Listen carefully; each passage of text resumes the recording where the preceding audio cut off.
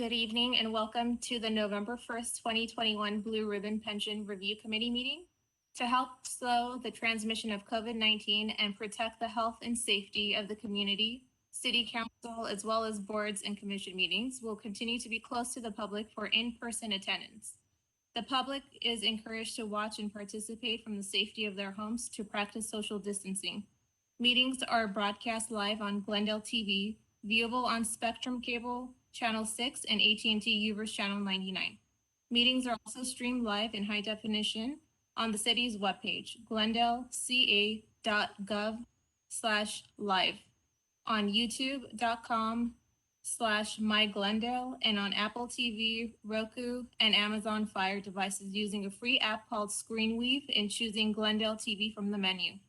For public comments and questions during the meeting, call 818-937-8100.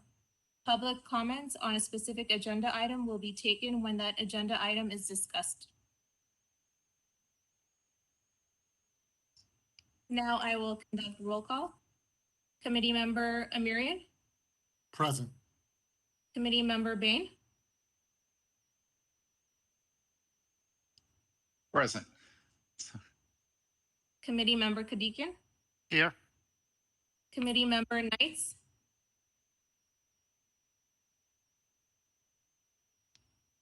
Committee Member Manning? Here. Committee Member Macias? Here. Committee Member Michaels? Present. Committee Member Milano?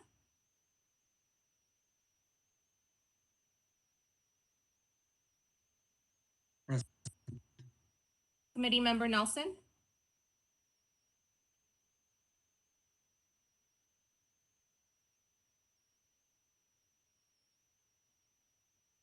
Committee Member Wolfson? Here. Committee Member Finch? Here. Committee Member Wentz? Present. Committee Member Paulos? Here. Committee Member Zakarian?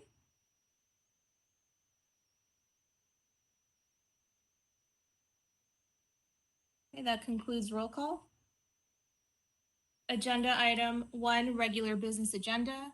1A, report of recorder regarding posting of the agenda. The agenda for the November 1st, 2021 meeting of the Blue Ribbon Pension Review Committee was posted on October 29, 2021 on the bulletin board outside City Hall.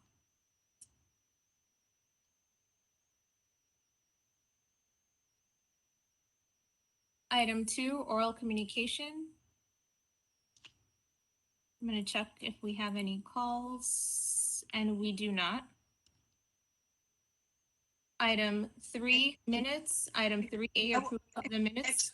Excuse me, I raised my hand because I thought I could use the oral communications as a member of the committee myself. Can I do that? I'm not sure, Susan. I'm going to defer that question over to John Saptelian. Mike, it's all yours. Yeah, and the oral communications portion of the agenda, Member Wilson is for members of the public who are calling in to speak on either an item on the agenda or something within the purview of the commission. I believe there is an opportunity to raise issues later on in the agenda, whether it's through requests for future agenda items or... I feel like it's really important that I mention a couple of things because we've had, some issues with, there not being enough time for committee members to comment. And that's one of the things I wanted to address really quickly. I was going to suggest that perhaps since we didn't want to have executive summaries, that committee members' questions and comments could be taken at the beginning of each agenda item rather than waiting till the end. But failing that, I'm really wanting to put in a request that all committee members receive as much time as they need to ask questions and make comments on each agenda item, regardless of where their surname falls in the alphabet or how long the meeting has to last, because it's really not right. We haven't been allowing enough time for committee members to do that. And the other thing I wanted to just bring up is we decided in an earlier meeting that we would use project management techniques to make sure we're on track. And I just want to mention that tonight is our 4th meeting out of a total of 10 planned meetings. And as I understand it, our goals are to thoroughly understand the specific amounts of Glendale's total pension liabilities, their impact on the city's operations, and we're trying to arrive at proposed steps to ensure the city's financial sustainability. And I don't see that we're anywhere near reaching those goals. And if we have to continue meeting after for a longer time frame, I know that there was concern about the budgeted amount for the facilitator, but I'd like to throw it out there that, you know, Mr. Holzman has gotten us off to a good start, and maybe we could continue to meet after he is not available to us anymore, because I just don't see how we're going to finish our business. That's all I wanted to say. Thank you. I will, once we get to, we're gonna have some new rules for tonight. We're trying different approaches to make sure that everybody's comments and questions get answered.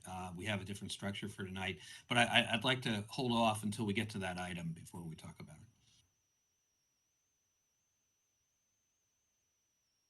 So I think we're up to minutes, or? Yes, item 3 minutes, 3A, approval of the minutes of the regular meeting on October 18, 2021. I have a comment. Mr. Olson? I'm sorry? Mr. Olson, I have a comment regarding the minutes. Yes, please. On page 5 of 6, I am quoted on what appears on that page as being the 3rd paragraph concerning Molano asks if a city separate from Calpers and without legislation create compensation cap. That was not what I expressed, or at least not what I intended to express. The question that I pose in my commentary was the following. If PEPRA creates a cap on the compensation used for the calculation of pensions, and if that cap is based upon the taxable Social Security income from the federal government, and if the Congress increases that cap, let's say $400,000 or more, are we in a potential significant increased liability as a result? That was the purpose of that. I do recall that question, is it- yes, and that is an accurate statement of it. So I think we can modify that to reflect your question. So the issue was whether, if the Social Security cap is increased, whether that would result in well, why don't you An increased liability, increase right? That is not being recognized right now. Right, there you go. Okay, so we will we'll amend it to say that. Any other comments? Mr. Holzman, I just want to mention, this is very minor, but Mr. Bain was listed both as present and as absent on the minute. Can I ask, I think Mr. Bain was there, right? Is that, I don't recall that. Mr. Bain, do you recall? If On you the- were? On which date? This is on the October 18th. I was not there on that one. Okay, there we go. Okay, we'll amend it accordingly. Any other comments? All right, if we have none, can I have a motion on the minutes as amended? I make a motion on the minutes as amended. Is there a To second? accept. Is there a second? I'll second. Okay. All right, will you call the roll? Committee member Amirian, Yes. committee member Bain, I'll abstain since I wasn't there. committee member Kadikian, Yes. Committee Member Knights is absent. Committee Member Manning, Yes. Committee Member Macias, Yes. Committee Member Michaels, Yes. Committee Member Milano, Yes. Committee Member Nelson. She appears to be absent as well. Committee Member Wolfson. Committee Member Wolfson, you're on mute. Yes. Committee Member Finch, Yes. Committee Member Wentz, Yes. Committee Member Palos, Yes. Committee Member Zakarian, who is absent as well. Motion passes. Okay, so I would like, before we get to our speaker for the night, Mary Beth Redding from Bartel Associates, and before I talk about process for that, we have managed in 3 sessions not to have the city attorney speak to the issue of the Brown Act and its coverage of this committee. I don't believe this is going to take very long at all, but I would like to ask him to move him up on the agenda. He's down further on the agenda, so that we make sure that we actually cover this as we go further on. It's important. Most of you, I know, serve on other commissions, et cetera, and are familiar with the Brown Act, so we won't belabor this, but I do want to make sure that we're in full compliance with that. So Mike, if you wouldn't mind addressing that. Sure, thank you. Members of the committee, thanks, John. I'm just going to pull up a few slides and give me a moment.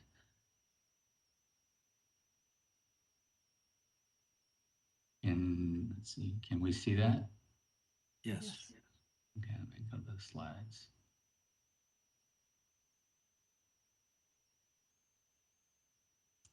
Okay, so the Brown Act, also known as our open meetings law, governs our actions when we meet as legislative bodies to discuss matters pertaining to the jurisdiction of the particular legislative body.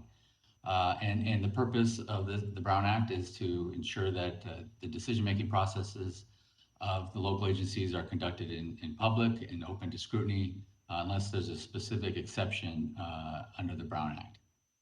Apologize for that. So the general rule is that legislative bodies may not meet to discuss, hear, or deliberate on matters within their subject matter jurisdiction unless they do so at an open and public meeting. The legislative bodies are required to have agendas and act on only matters that are on those agendas. And then the other primary component, obviously, is that the public has to have the opportunity to attend our meetings and address matters that are on the agenda or within the subject matter jurisdiction of the particular legislative body. So the Brown Act is applicable to legislative bodies, and that includes the governing body, in our case in Glendale, our city council, as well as any commission or board or committee that's established by a formal action of the governing body. So that includes this particular committee.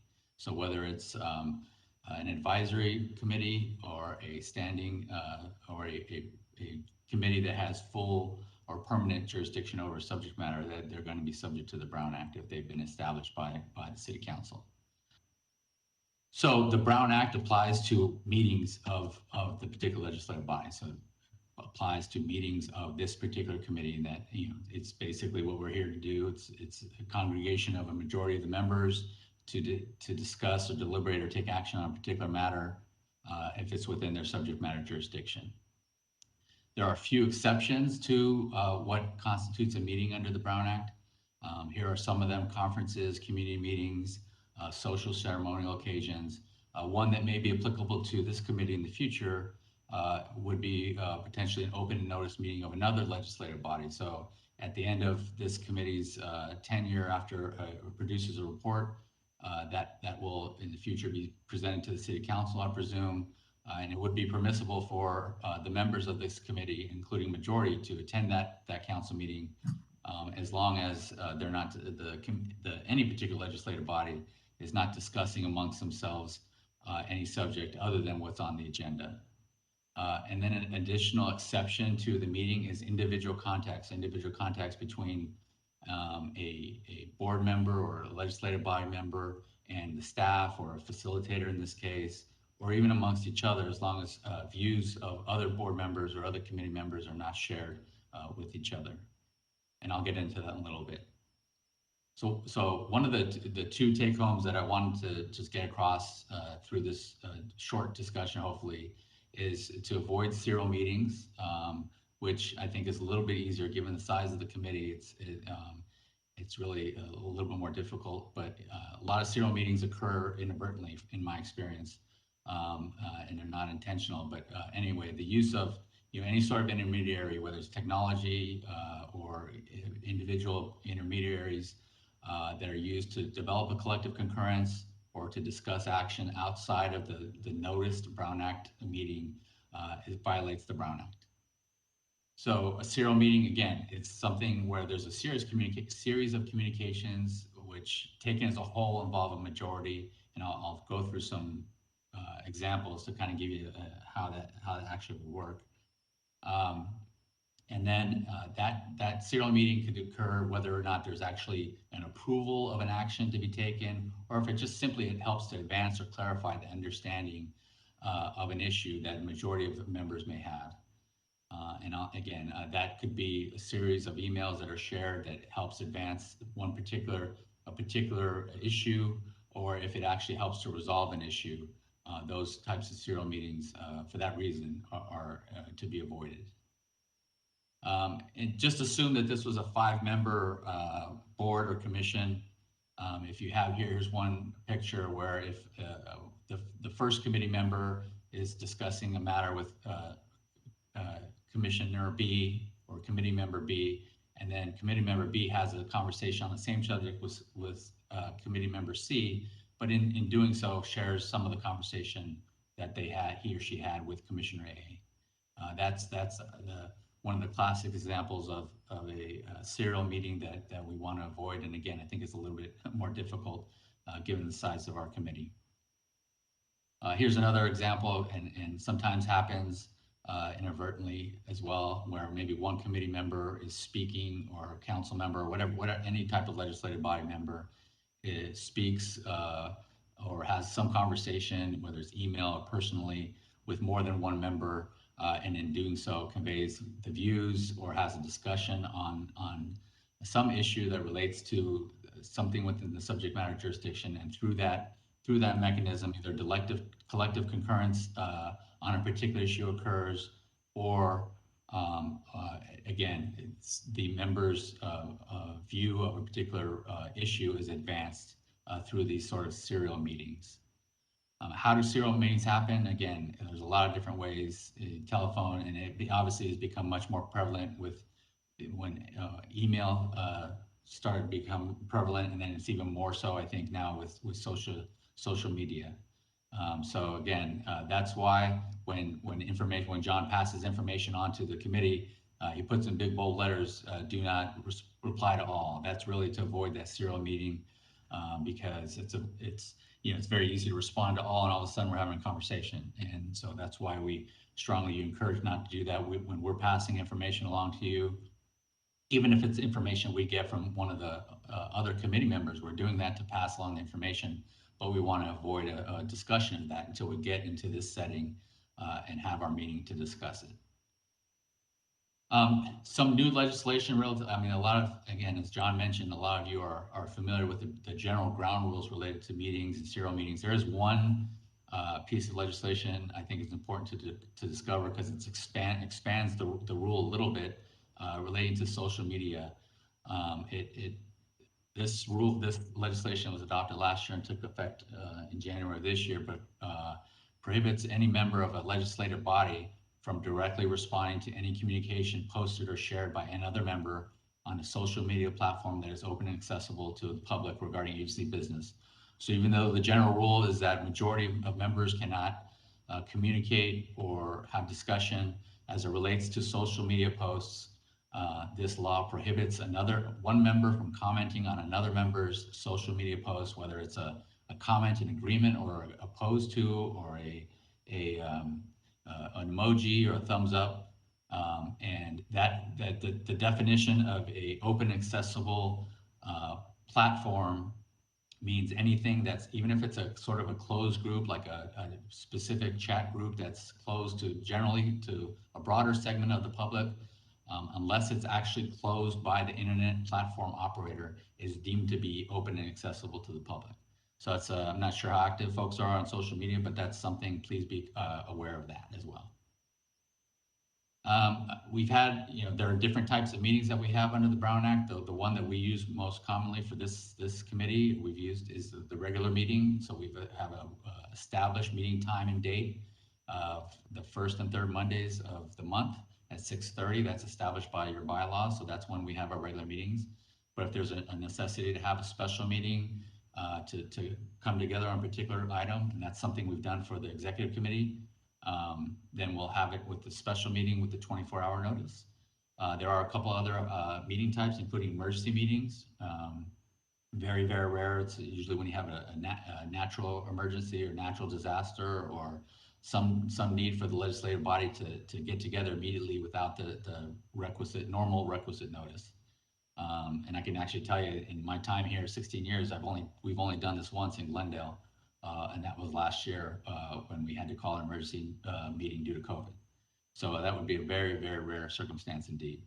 And then our agendas must contain a brief and general description of each item to be discussed, to provide notice to the public what those items are that are going to be discussed at the meeting. With respect to non-agendized items, so somebody raises an issue, whether it's a member of the public or it's a member of the committee wants to discuss something that's not on the agenda, they can provide that information, but there cannot be a discussion or decision on it. Staff can, or the member of the committee can briefly respond to something that's raised, or refer to the staff or the facilitator in this case, or seek to have it placed on a future agenda. There are some times when you might need to add an item to the agenda after the posting of the agenda, but it's a very rare circumstance. It requires a 2/3 vote of the body only if the item came after the posting of the agenda and there's a need to take immediate action before your next meeting. Again, that would be a very rare circumstance where something like this would occur. And then, obviously I touched on this at the outset, the other key provision, obviously, is public access and participation. We cannot require conditional attendance to attend a meeting, so we can't require somebody to sign in or provide their address. Somebody wants to participate anonymously, they can do so. Obviously, we must provide the public opportunity to address each legislative body. For regular meetings, that means requiring the members of the public the opportunity to not only speak on items on the agenda, but items within general interest that are within the general jurisdiction of the particular body. So for this body, it'd be pension issues. Any member of the public, when they call in to speak on oral communications, can do so to speak on pension issues. But if they wanted to speak on something like a planning issue or a traffic issue, then they'd have to call into either one of those commissions or to the city council. And then obviously for items that are on the agenda where the legislative body is going to be taking action or making a recommendation or taking a vote of any sort, the public has to have the opportunity to speak on that item either before or during the item. And it's done both ways that I've seen, both with here in Glendale and generally across jurisdictions. So that's it. I just wanted to, hit through the key points. There's a couple other things. Obviously, there are closed sessions, but those are generally for the city council when they're meeting on litigation or real property. Not something we anticipate having with this committee. Wanted to really touch on the avoiding the serial meetings and do that by, if we send information out, not responding to all. Let me. Great. Mr. And Olson? obviously avoiding those social media posts if you can do so. So I hope that was quick, John, right? Yeah, no, Mike, thank you very much. That was. So I'm happy to answer any questions as well. I think Mr. Olson? Yes. I have a Mr. question for the city attorney. Yes, please. Go ahead. Perhaps this is a good time to ask the following question. The city council does closed-door negotiations with the city representatives, meaning the associations. So, for example, the city council met behind closed-door sessions with the Glendale Management Association in preparing their MOU. And I know that in many other states, all of these negotiations are done open. So how can the public challenge a practice of closed-door sessions in order to be able to open the sessions up according to what the Brown Act may want to promote? If I can answer It's that. a little bit beyond the scope of the presentation, Mr. Milano, but I will say, and I think you're aware of this, when it was an issue we've discussed, our council discussed many years ago, not the current council. There are issues with that legally in terms of the meet and confer obligations that we have with our associations. And then obviously, I think many city councils feel that it's very difficult to negotiate in public. It's more of a policy issue, but the legal issue is it's very difficult to, I would say there are legal issues with mandating that those negotiations occur in public. The representatives also have a right to negotiate on that as well. Thank you, Mike. I- Ms. excuse Wolfson? I had my hand raised. I just want to thank you for the presentation and for the brevity of it. And also I want to say I have some materials about Brown Act that I think may be helpful. An article from Best and Krieger, and the LCC has an excellent publication covering a lot of the provisions. So if people want those, I'm more than happy to pass them to our facilitator, and he can then make them available to the rest of the committee. Thank you. Great, thank you. All right, so let's proceed to the item of the night. So I want to introduce Mary Beth Redding. Mary Mr. Beth is, yes. Mr. Holtzman, there was one caller who, Oh, I apologize. right after we moved on. I believe we should be taking that call. Okay, let's do that. Thank you.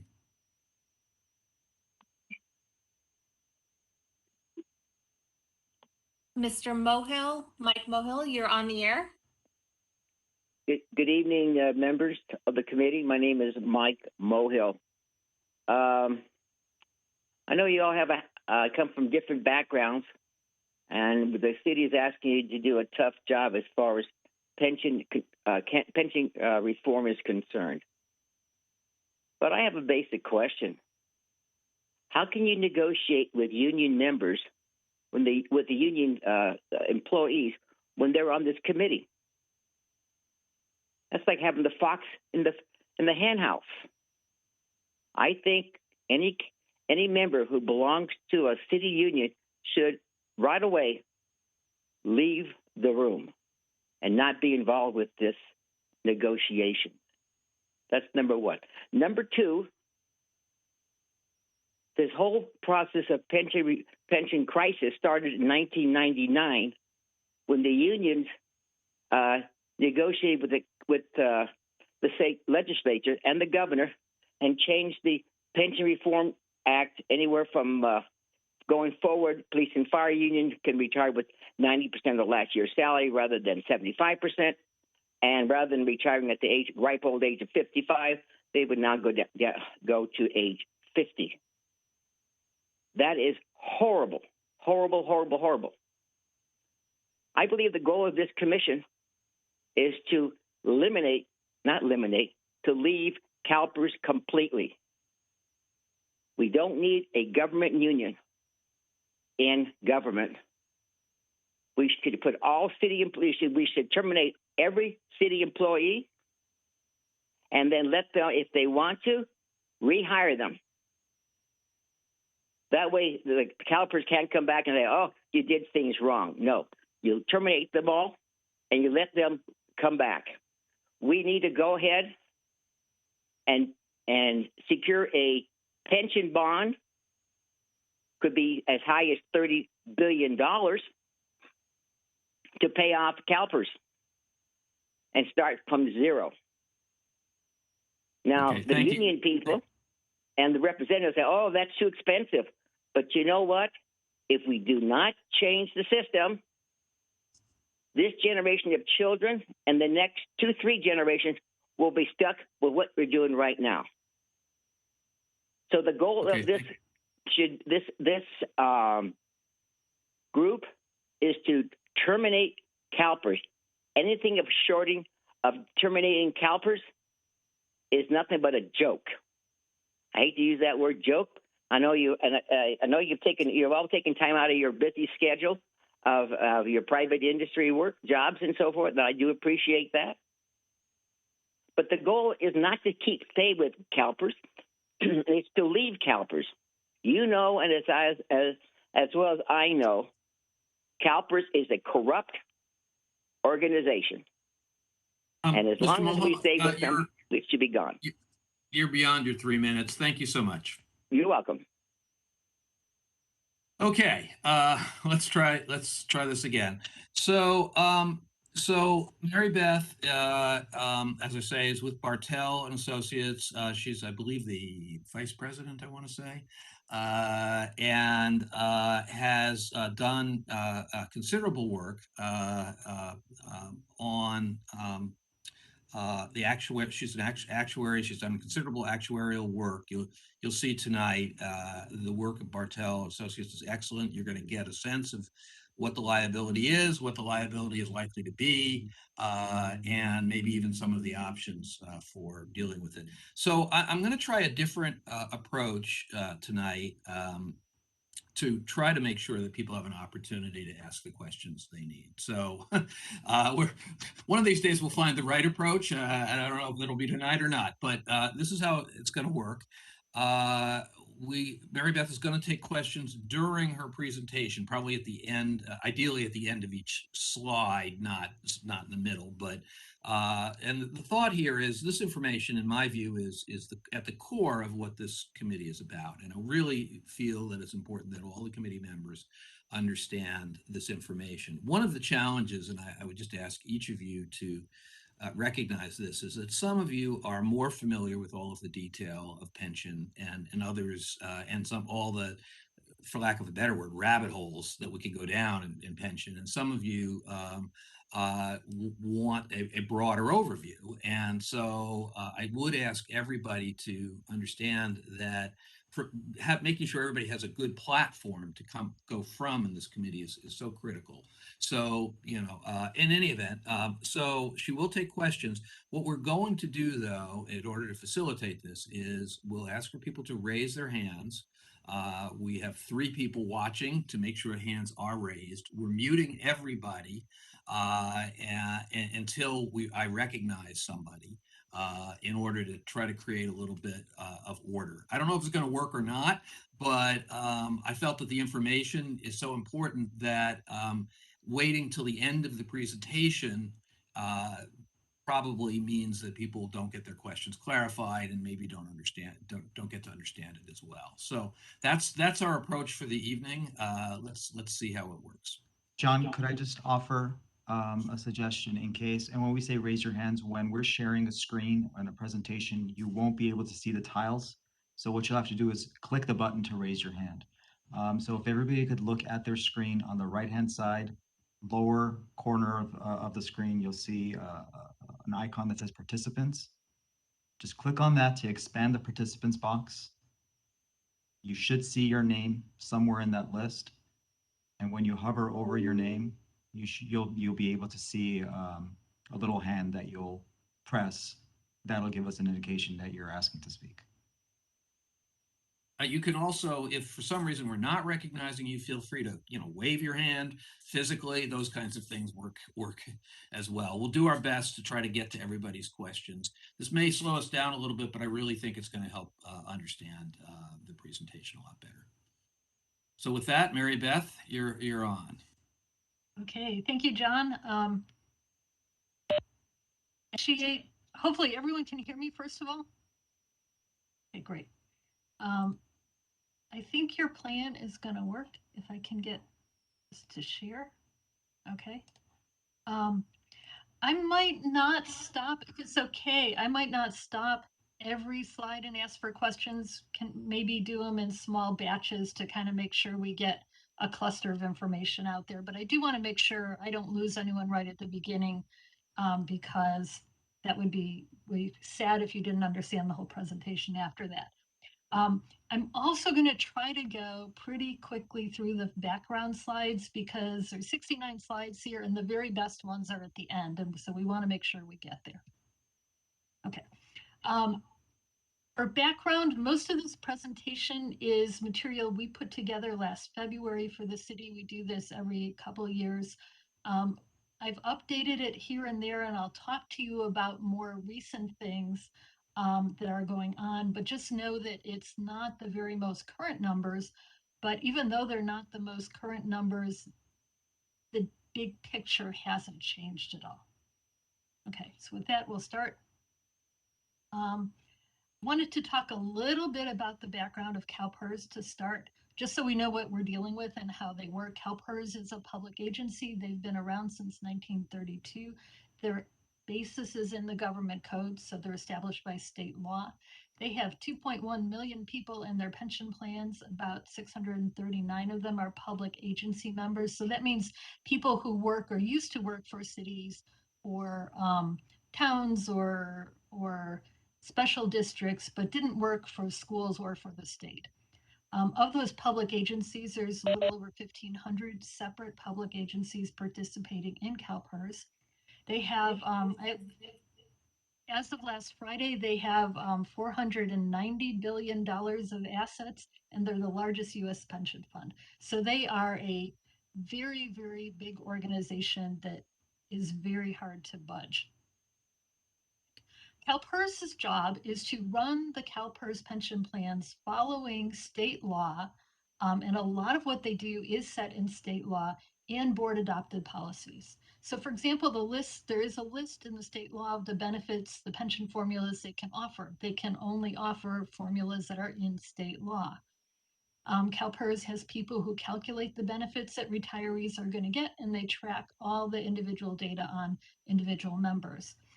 They also collect money from employers and employees and invest that money and pay it out to retirees. CalPERS has a bunch of actuaries who work to determine the contributions that cities and other public agencies should pay, but they do those in accordance with policies established by the board.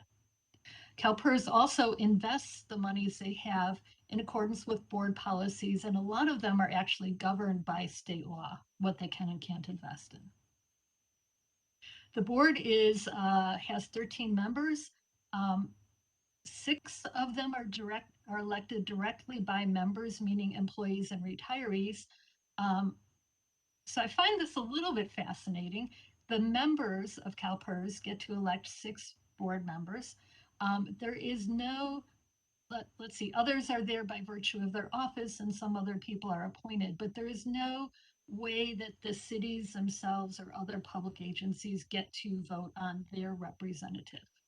Okay, so the board is a little bit more heavily responsible to members. Mary Beth, we have a question from Mr. Mulatto on one of those slides. Yes. Go ahead, Mr. Mulatto. Thank you very much.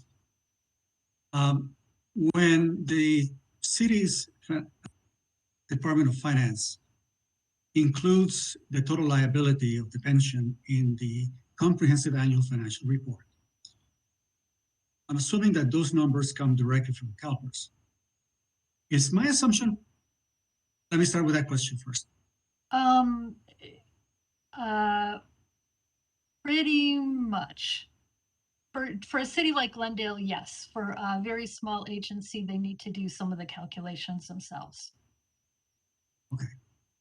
The second question is, if the city is receiving the total pension liability as a bulk amount, does this come from the individual calculations of all of its employees and past employees to arrive at that number?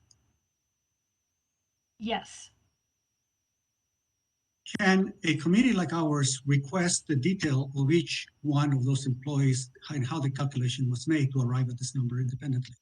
No, as far as I know, CalPERS will not share that. We've asked occasionally in the work we do for our clients, and they tend not to share that. But I should also, the work the actuaries do is sort of starts with the individual calculations and then is really much more of predicting things like how long they'll get those benefits, or for active employees when they'll retire. So there's a lot more than just the individual calculations. Okay, my last question on this topic.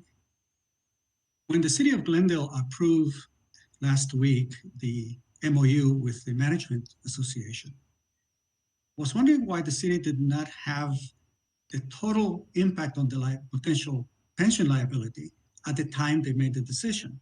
So my question is that kind of information available from Calpers? I think you went on mute.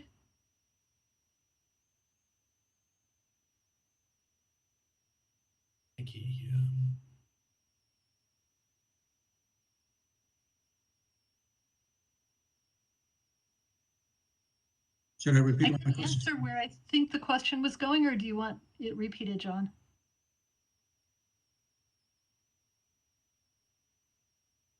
Should I repeat the question? Could you please? We lost you in the middle of it. John, could I go ahead and rephrase it? Yes, Herbert, please go ahead and rephrase your question. Okay, thank you. When a city approves an MOU, it may have a significant impact on the total pension obligation. So is that kind of impact accessible to a city council prior to their approving an MOU? No. I am not sure. I don't want to speak to what CalPERS could do if you asked, but typically, let me just give you an illustrative example of how the MOU they just approved would work. Assuming it was effective, let's say last July, to make things easy, July of 2021, when CalPERS collects the census data for the 2022 valuation, they will see the impact of that MOU on people's wages. They will figure it into the 22 valuation. They will publish the results of that in August of 2023, and it will impact the payments the city makes starting in 2024 and 24-25. So there's this big long time delay for CalPERS to do the calculations. So I suspect that it would not be feasible for CalPERS to provide that before a council made a decision. Thank you. Susan Wolfson also had a question, followed by Zaria Mirian and then Roland Gadikian. Okay. Susan, Thank go. you.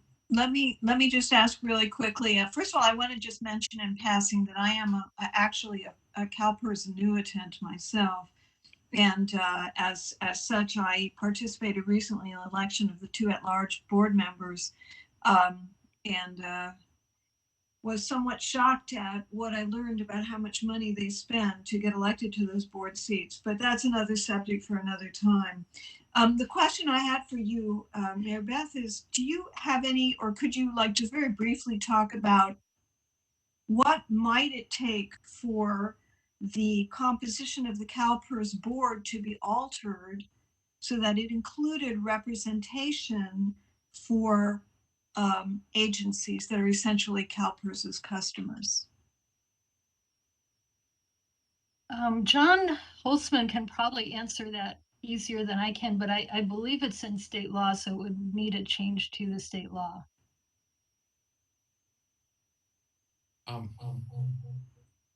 For some reason, this is saying I can't unmute.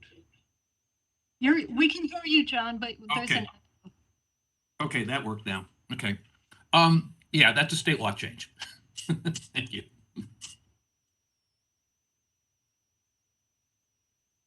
Zaria Mirian, you also had a question. Yes, thank you. I actually had a point of information for for the chair, the facilitator, Mr. Holtzman. Yes, thank you. Yes, sir. I'd like to clarify, kind of what questions and what format the questions can be asked during the presentation, because I find that questions that aren't addressing what I actually have seen so far, which is 2 pages of this presentation, seem to kind of distract me from what the actual presentation is on. And I believe that the questions are important, and all of the questions are important, but I just like a point of information, some clarity from you, Mr. Holtzman, as to the format, what's acceptable and what's proper in this situation in terms of asking questions. Well, I think you raise a great point, and let me just say, obviously all questions are good questions, but we do only have Mary Beth for a time, so I think that to the extent that we can try to focus the questions on the content of the material and not go too much beyond it would be great. I know everybody's got a lot of questions, so that's and believe me, we will. I mean, schedule. In fact, maybe the next time we will just do questions and do discussion. But I do want to make sure that everybody can absorb everything that Mary Beth has to offer. And one Thank final, you, Mr. Holtzman. and Mr. Gadikian, did you have a question? I noticed you lowered your hand. I lowered my hand because it was gonna echo the same thing as Mr. Amirian said. I would like to go through the presentation and the questions be limited to what is being presented at that time so that we don't get distracted. That's all. So let's all work on that. I obviously can't tell what question is going to be asked until after it gets asked, but let's try to stay focused on the material. I think it'd be great.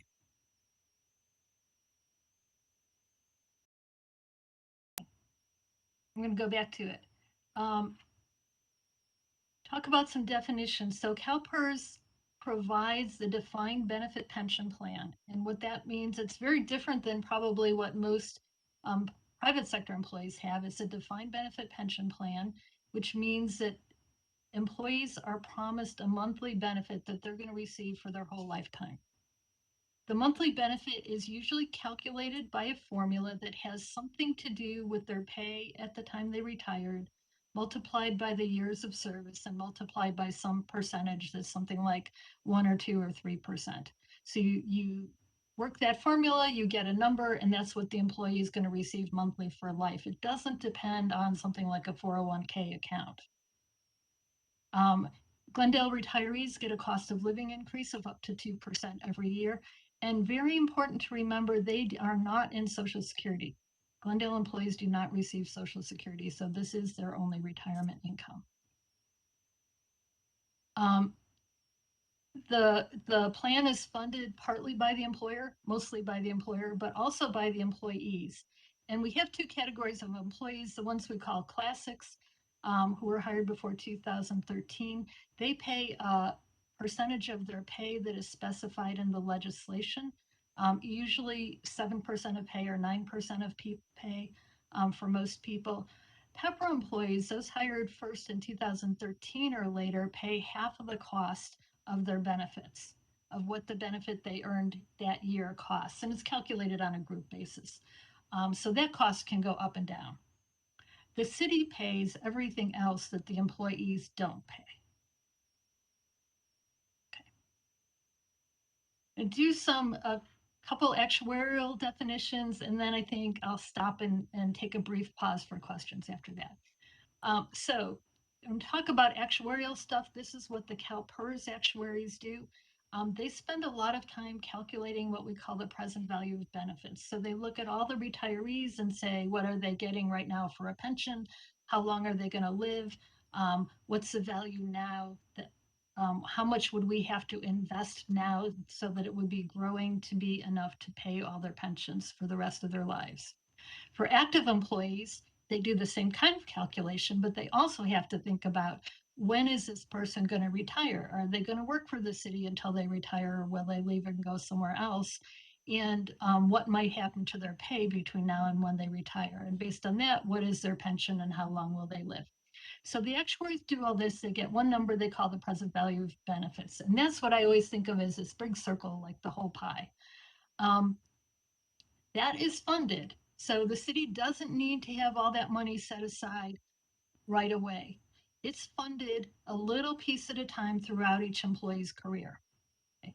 So every year, the total value of benefits that we need to have saved up is divided up into a lot of little slices. And the piece that the city pays each year for each person is called normal cost. That's the value of benefits a person earns in that year. The value of all the benefits they've earned in the past is most of the circle is called the actuarial accrued liability. And then there's a little piece of it that's still going to be paid in the future because people are still going to be working before they retire.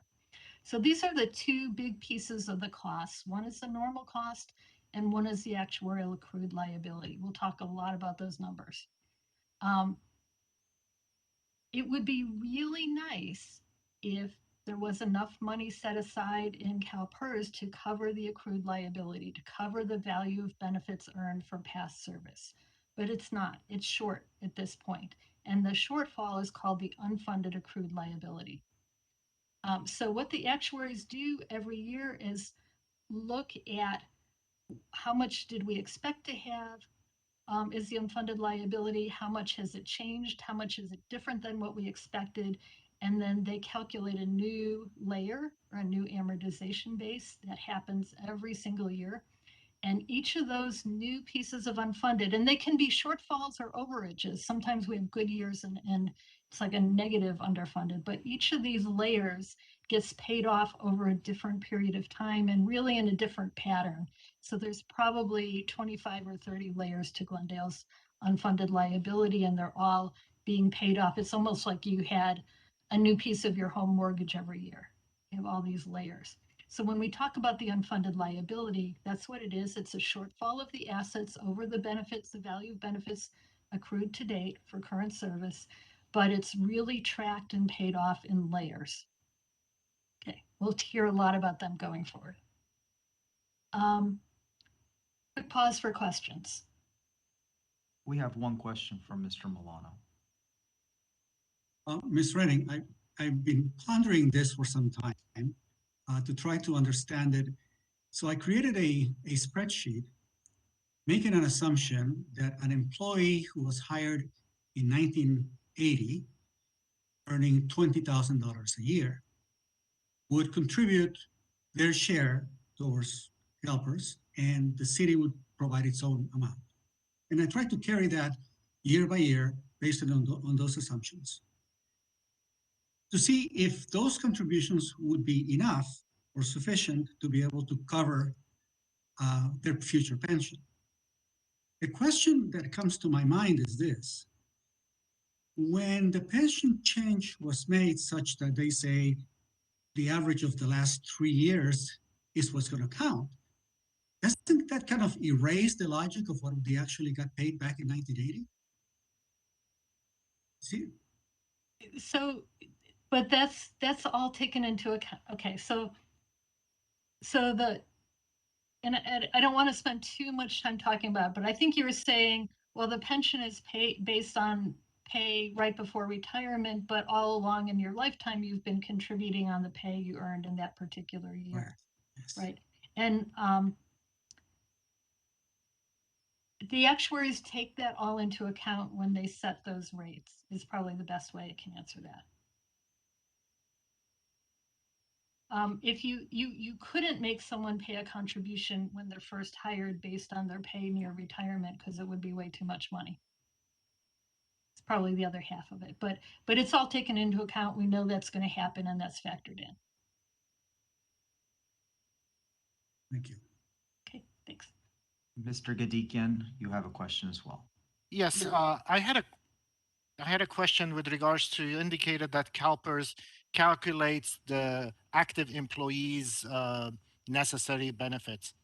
And my question is with regards to an employee who's worked for another city and 2 years or 3 years prior to retirement comes and works for Glendale and then retires from Glendale. Yes. How much Glendale is being responsible for the pension of that?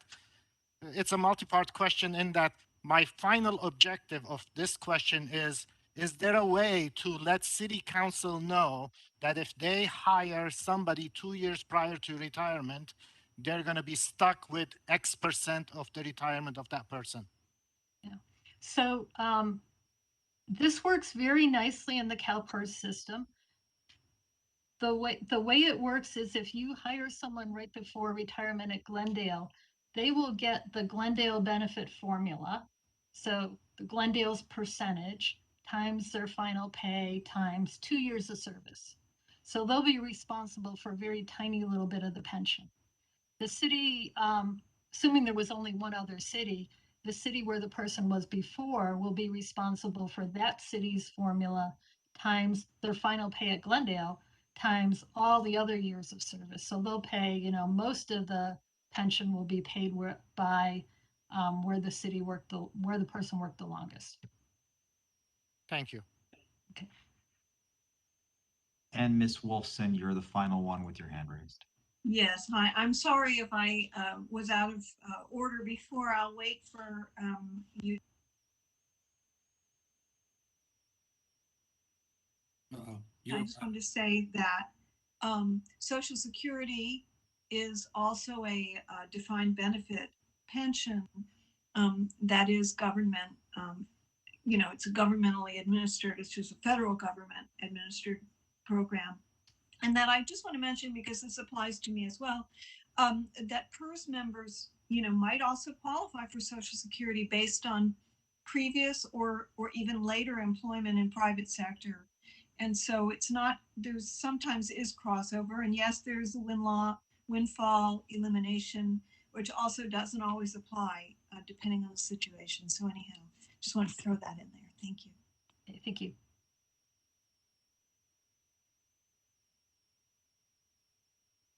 Okay, I'm going to go forward. I'm going to, we'll see if you guys can let me know how many hands are raised. I'm afraid I won't be able to get beyond the next slide, but I was hoping to do the next batch of them before we paused again for questions. So what I have is a group of 5 or 6 slides that talk about how we got to the situation we're in now, where most of the CalPERS pension plans are not particularly well funded. We as a firm identified 4 reasons for them. For this: investment losses, CalPERS's prior contribution policy, what we call enhanced benefits, and then demographics. So the first one that everyone I think knows about is investment return. And this is a chart that you might have seen. The little dots on each year represent the investment return that CalPERS earned in each year. And like most investment charts, there's ups and downs. The blue line across the middle is not at 0%. This is a rate that CalPERS factors into its calculations as what they need to earn. So it used to be about 7.5 or 8%. And in the last year when we did this study, it was 7%. So any year where CalPERS earned more than 7%, it's a good year. And when they earned less than 7%, it's a bad year. So even a year where they earned 4%, like they did in 2019, that's really a bad year because they did not earn 7. So we got to readjust our what's good and bad a little bit. So let's see, I showed you the green line. That's what they actually earned in each year. The brown line is the 10-year rolling average. So the average of the previous 10 years. The nice thing about that line is in the past couple years, it's actually become more than CalPERS's assumed rate, mostly because we lost the really bad years of 2008 and 9 in the 10-year average. On a 30-year average, CalPERS has earned close to 8%. And I like to remind people of that because there is sort of a public opinion that CalPERS has never earned what they think they're going to earn, but the long-term average is actually pretty good. So what I said that we think investment return is probably the primary cause of the current underfunding. And really what we look at is 2002 and 3, the dot-com bubble. Those of us who remember those days remember that we all thought that was the worst thing that could ever happen. And then along came 2008 and 9, where we had 2 very bad years. CalPERS earned -5%, and then -24% in back-to-back years. So those were really bad years. There have been good years since then. The last 10 years has averaged pretty well. So it's not, the question is mostly, geez, these bad years are getting to be a long time ago now. Why have we not recovered? Why is CalPERS not much better funded? And we think that is really CalPERS's old contribution policy.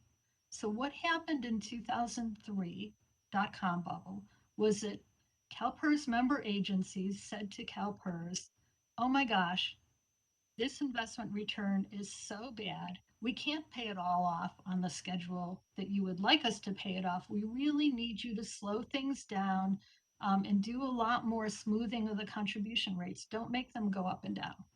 So CalPERS did that. They responded by doing something they called a 15-year averaging of investment gains and losses. So sort of saying that we think the pluses and minuses are going to average out.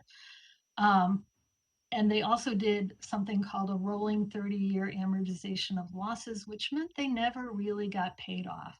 And all those things did a great job of making contributions smooth so that the amount cities had to pay would go up, but only very, very slowly. It did great at that, but it did really badly at paying off the unfunded liability. And if you think about it, when you lose 30% of your assets, what you really need to do is get that money back into the fund as soon as possible. You can't put it in very, very, very slowly because you miss out on all these good years. Okay, so CalPERS had done what they were asked. They smoothed things out.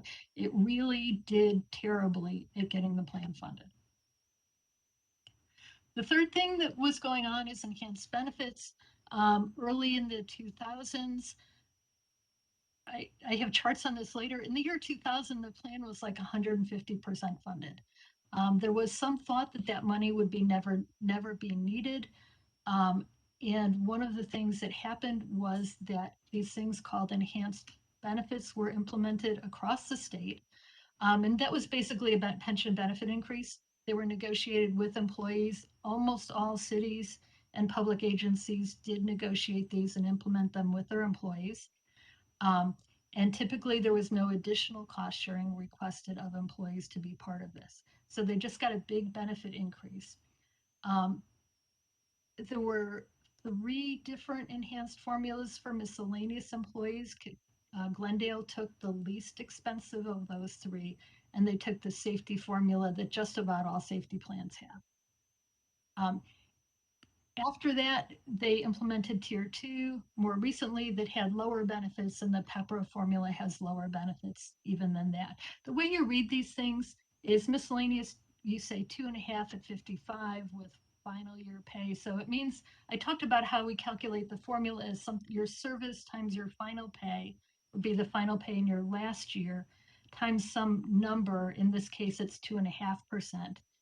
So that's what you would get if you're retired at 55, 2.5% times your years of service times your final pay. The safety folks who are classics get 3% times their final pay times their years of service, and that's payable at age 50. So these formulas are less generous. PEPRA is much less generous. We have the PEPRA tier. I think there's been some discussion of PEPRAs for employees hired after 2013. In addition to the lower formula, they have a limit on compensation. So for those not in Social Security, it's $153,000 a year. That amount was set initially in 2013 to be the same as the Social Security wage base, and it increases with cost of living. There's a, I forget what basis it is. I believe it's a local California cost of living. It's increased every year. And so the way you know what that number is CalPERS publishes that number, and there's also a California Actuarial Advisory Panel that publishes that number every year, but it's no longer actually tied to the Social Security wage base. Okay, I'm going to skip these next 2 slides. They talk about the different benefit formulas and hit the 4th topic, and then I'll pause. The last thing that a lot of people don't think about or hasn't hit the press is demographics. Right now, we have a growing liability, a growing number of retirees compared to active employees, and they have a lot of liability. A lot of money is owed for their benefits. Across the state, about 55% of the pension liability for a miscellaneous group is for retirees, and 65%, almost 2/3 of the safety plan liability is for retirees. And it's partly because we have fewer active employees than we used to, and we have many more retirees. We have many more people retiring than are leaving the retiree group. It's hard to say that delicately. So the retired population is still growing, the active isn't, so you end up with a lot more liability for retirees. When you have a lot of retirees, this is good. That's what the pension plan is designed to do. But a lot of the plan's assets are now devoted to the retirees. Those assets have gains and losses. They make a huge impact on the city's budget. The fact that we have all these people who don't work for the city, they don't have payroll, but the assets underlying their pensions have gains and losses that need to be repaid. If you look at the city of Glendale, particularly for miscellaneous employees, there are more retirees than average for the state. A little bit more for safety, a lot more for miscellaneous. So it's an older city. What it's telling us, it's an older city. It's just sort of ahead of this curve of having more retirees. I'll ask for questions here. Mr. Milano raised his hand and followed by Roland Gadikian, and then it'll be Susan Wolfson. Go ahead, Mr. Milano. Thank you very much.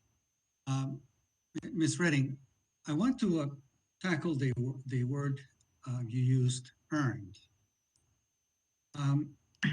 When I do my taxes, if I sell the stocks and recognize the gain on my investments, it is taxed because I, in fact, earned it when I sold it. But if I do not sell it, right, I don't pay any taxes on it. And I was wondering, when Calpers makes a calculation on the valuation of its stock assets, it's not really selling the stock at the high, right, when it was highest back in 1999, let's say. It's set on those stocks. So how do we use the word earned under those circumstances? The value of assets is follows the accounting rules, and it's the fair market. If it's a publicly traded security, it's a fair market value on the date you're measuring it. And if it's not publicly traded, they have, believe, independent valuations done at least every year that track that value. But the fund itself isn't paying taxes. Yeah, so it is. So what I'm getting is that it is not really earned, because if the stock implodes, whatever you calculated as the gain on the, based on the value of the assets, really, unless you sell it, you really have not earned it, right? You're subject to the loss if the valuation drops significantly, right? Am I right on that? That is true, but we could have a long conversation about how to value assets, and I think that would distract at the moment. Okay. May I ask a question on a couple of items also, not on this, but on something that you mentioned with regard to the three major changes to the pension. So when a pension is changed from the 2.5% to 3%, we have a 20% gain, right? An additional gain, or should we say an additional liability of 20% just on that change. Yep. If we lower the age of retirement from 55 to 50, there's another significant chunk of additional liability, maybe 16% or more. And then, due to the longevity of people in general, you have this additional extended life. So perhaps before we had expected life of 70, now we have it at 81 or something like this. You have this other major potential liability. So a change such as the one that we made back in 2001 for the city of Glendale would have this very significant repercussions as to the amount of increase that was never taken into account during all those years that those employees were basically contributing and the city was contributing. Would that be correct? That was correct. Okay, thank you. Mr. Gadikian, you're unmuted. Yes, thank you. You indicated that the numbers of retirees are much more than the active employees. What would be an ideal number of active employees versus retired? I know it varies for cities and benefits and everything, but if for specific in Glendale, that's all I'm interested in. What would be an ideal number of active employees compared to a number of retirees? Um, it's there's really no ideal, okay, because or maybe I could say, oh, the ideal would be a huge ratio because I want everyone to live forever. Um, it's From the financial perspective. yeah, there's really no ideal. I can't answer that question. Um, the most I can tell you is it will continue to increase. We're not yet at the point where we have retirees dying at the same rate we have new people retiring. So And- that ratio is going to continue to go up. And the only thing you can do is plan for it. Understand that it will make your costs more volatile going forward. Mary Beth, just to put it in a little bit of perspective, when you talk about really old cities like back east, isn't it true that those ratios are actually worse still? I mean, in the sense that you Yeah. know, And there's even, you can find cities around the LA area, even though we're not particularly old compared to the East Coast, where those ratios are quite a bit more. Okay, thank you. Okay. Miss Wolfson, you're unmuted, and you'll be followed by David Messias. Thank you. I have two things. My first one is strictly a question. I'm wondering about the composition of the CalPERS investment portfolio, what they're allowed to invest in, and so on. Because I found some statistics about returns from 1926 through 2020, and I just was kind of wondering what to compare to. Um,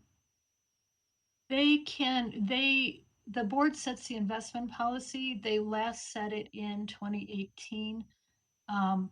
Although I think there have been little changes since. They're working on that process now, but typically every 4 years they set the investment allocation. And do you have any idea what the percentage is that's in, say, bonds versus stock?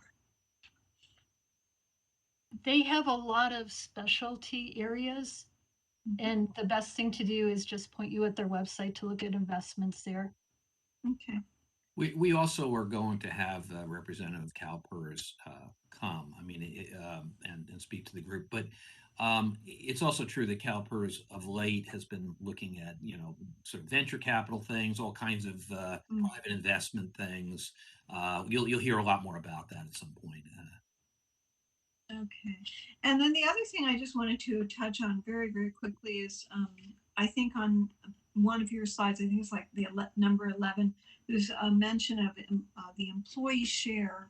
And I just want to mention, that the city has negotiated in their MOU recently with GMA that they're going to again be paying part of the employee share, which I think, this is where I think people get a little bit apoplectic. I mean, it just seems like the employee share, that's what it's called, the employee share, or a member, however you want to put it.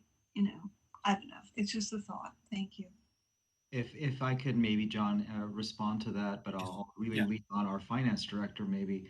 I'm not sure we're talking about the same thing, but that's not an accurate statement. The employee does not, I'm sorry, the employer does not pay any portion of the employee share. In fact, it's quite the opposite. The employee has to pay their full 8%, and employees are in fact picking up a portion of the employer's share. So if there's a document out there that states otherwise and something that the city of Glendale published, I'd like that to be brought to our attention so we can take a closer look at it. Can I just say, I looked at the MOU and I saw it on pages 32 to 34. So that's where I got that idea from. So let's and in the past, the city has paid the employee portion, because that was in our first presentation that we received, that in the past they did pay that. We will take a closer look at it, but at least up until the early 2000s, the city has not paid the employee share. So But let's take that offline for now. We can nail that down after Mary Beth finishes her presentation. David Messias, your microphone is unmuted. All right, thank you. And my apologies, my camera just died out. I have a simple question. What percentage of Calpers assets are needed to cover any given year's benefits obligations to the retirees? So it's not really calculated that way. Okay, so the point of actuarial funding is that for any given retiree, their benefit has been funded as they worked their service. So we pay a little bit every year while they're working, we save that up, and at the point they retire, it's all prepaid for. Okay. If you're just interested in Calpers' cash flow, the amount that they collect from employee and employer contributions is very, very roughly the amount they pay out in benefits. But that's sort of just coincidentally the way things are now. The point of actuarial funding is that, you know, you always have enough saved up to pay for your retirees, and you're not dependent on what active employees are paying in to fund them. Okay. Thank you. Can we move ahead? Are we good to go? Yes, that's the last question. Okay. We're not going to be done by 8 o'clock, John. Yeah. Let's see where we are, and we'll figure out what we do from there. We'll take a little poll. So I talked about causes of current underfunding. Calpers in the past several years realized that things were not going so well, that they were not doing a good job of getting the system funded.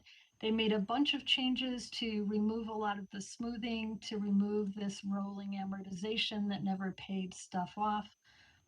They changed their amortization policy, which is how fast you need to repay losses to make them be paid much more quickly, just to get them over with, and also so that you would be paying less interest on the unpaid balances. Also in 2018, they changed their discount rate, which is their estimate of future earnings, to be a little more conservative and realistic. All of these things, first of all, were phased in over time, which left you with scheduled future increases in the city's contribution. Secondly, all of them, we think, made a more realistic estimate of what benefits truly would cost in the future. But at the same time, all of them increased the city's costs. The one last thing they did was this thing called risk mitigation strategy that may or may not be finally coming into play this year, that said, when they have a good investment year, what they planned to do was to kind of take some of their stocks, sell them, buy some bonds. It's the way I imagine it, but pull some risk out of the fund, make it a little more stable, and accept a little bit lower future return. And they had a plan to take a lot of the risk out of the fund by this method, but it's a little bit up in the air in the moment whether or not it's going to happen. What's in process right now is the Calpers board is meeting in about 2 weeks to talk about how they are going to invest the assets going forward. Their advisors are telling them that unlike the 7% they thought the fund would earn when they looked at it 4 years ago, that very same fund now they expect only to earn 6.2%. So they're likely going to make some changes into what they're invested in, and probably add some things that we might consider a little more risky into the fund going forward. That would be my guess, but we won't know until about 2 weeks from now. So a lot of what the actual calculations are going forward is going to depend a lot on what the board does in November. Okay. What I'd like to do is move into some background information on the miscellaneous plan if I can, And then we'll stop really quickly right before we do the contribution projections. We're at 8 o'clock though. Oh, we're at 8 right now. Oh my gosh. Yeah. Okay. I always find the stuff so spellbinding that I lose track of time. So let me ask the group. I don't think we're going to get through this even if we go another half hour. But my proposal would be to go another half hour and cover more of this, and then bring Mary Beth back if she's willing, and to finish this up. But let me get a sense from the group what you guys think. Okay, yeah, let's. I like this. Grant is using his hand, so give me an up or a down with your finger. I'm not getting up. or We down. have, why don't I just go ahead and unmute everybody, so we can have a Okay. general conversation real quickly? Sure. Okay, that'd be great. Thank you. Everybody is unmuted. John, I support the idea of continuing. This is really interesting, and I think it highlights many important things that everyone should know. I agree. I support continuing without questions all the way to the end and then add all the questions if necessary. Mr. Holzman, if I may? Yes. Yeah, just, I also support, taking the time necessary to get through the presentation. I would like to make sure that we have time for any other agenda items as well. So if we do go to 8:30, the meeting probably wouldn't end at 8:30, it would end closer to 9, given, other, time for questions and things like that. So is it maybe more appropriate in order to have time for those other items as well to ensure that, that, maybe we go 15 or 20 minutes and then bring back, um, the presenter for, I mean, I just want to make sure that we're not constantly just, cutting the meeting short. Sure. Um, Well, here's my suggestion, and I guess you pay me to make these tough decisions. My suggestion is that we continue going the way we're going. I feel that asking the questions periodically is important. And if we can go till 9, but if I want to know, is there anybody who has a hard stop and can't go till 9? Oh, okay. So 8:30 is it. Okay, 8:30 is it. Well, That's fine. what about the rest of the committee? Well, I feel like because we're beyond our time, that if there's a member of the committee who, When was there, I would like to know, what is this time limit that was placed on it?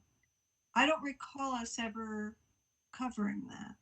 well, in fairness, there really has never been a formal time. It's just we've always scheduled it from 6:30 to 8. So I don't disagree, but I think it's only fair for people to be able to plan their lives. If we're going to run longer, we should tell people that in advance.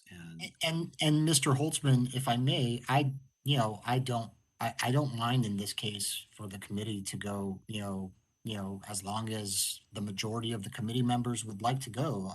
And in the future, if we are planning on having longer meetings, I'd love to know that so I can plan that appropriately. I understand that there might be some members that that have the ability to kind of flex on the spot, and I'm very willing to accept that, and that's okay, this time around. But in the future, I would like to plan out based upon what the length of the meeting is going to be. And that way, I can meet my other obligations, and do so, without sacrificing my ability to participate on this committee.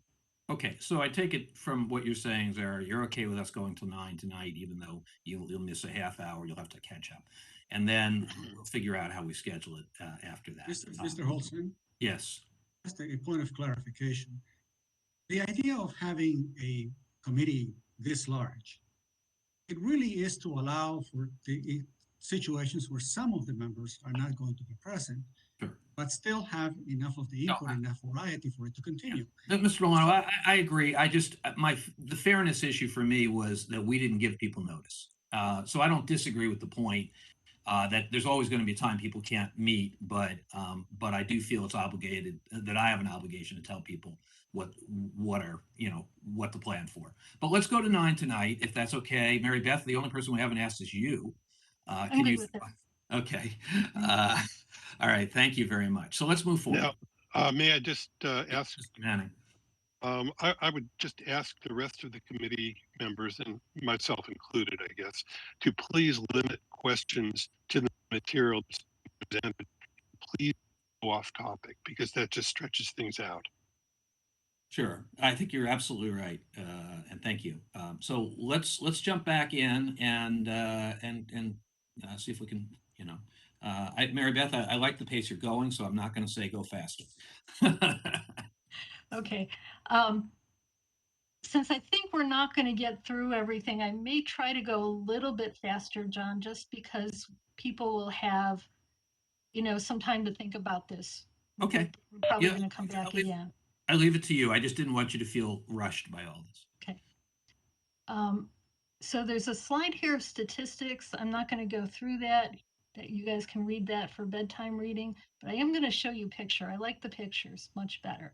This is a chart of the city's miscellaneous employees. I haven't defined miscellaneous, but we think of employees in two groups. Public safety is sworn safety, so that's your police and firefighters. Everybody else is miscellaneous. What this chart shows you going back to 1994 through 2019, the latest data we have here, the red bars are the numbers of active employees. And it's kind of interesting, right? They're level in the late 90s. As we go into the early 2000s, city employee headcounts grew, they kind of stayed level. Following 2008 and 9, it took a while, but active employee counts dropped and they're starting to come back up again. But we still have fewer employees than we did as the city in the early 2000s. Those are the red bars. The blue bars are the numbers of retirees. So you can see pretty dramatically that 30 years ago, we had more active employees than retirees. Now we have more retirees than active employees. That trend is going to continue. Okay. First numbers we've done. This is a table that shows the city's unfunded liability measured at June 30th, 2018, 19, and then I updated this with the 2020 numbers that were just published. As of June 30th, 2020, the city's unfunded liability for the miscellaneous plan was about $350,000. $350 million. It was just under 72% funded. I wish it was thousands. It's millions. We don't have the averages yet for 2020, but looking at last year, the city's miscellaneous plan was very slightly better funded than the average Calpers miscellaneous agency as a whole. Okay. I'm going to skip that. That was using a 7% discount rate. So the actuaries are assuming that funds are going to grow at 7% a year. So one way to imagine the value of benefits, the accrued liability, is to say, how much money do I need to have invested now if that money will earn 7% every year? So it'll grow to be exactly the right amount to pay all my active employees and all my retirees their pensions exactly until they die. And when the last one of them is done, I'll exactly run out of money right then. So the actuaries would have calculated that you needed $1.2 million. We had $1.2 billion. We had $875 million. There was a shortfall of $330 million. If the board in 2 weeks changes the discount rate to 6.5%, now the money you've invested right now is going to grow slower. It's only going to grow at 6.5% instead of 7%. So if you want to have enough to pay everyone their pensions, you have to start with more. Instead of starting with $1.2 billion, you're going to need $1.285 billion. Your assets haven't changed, so the unfunded liability would go from $330 million to $411 million. So just keep in your mind that we don't really know what the board's going to do yet. We're going to look at everything in this report at 7%.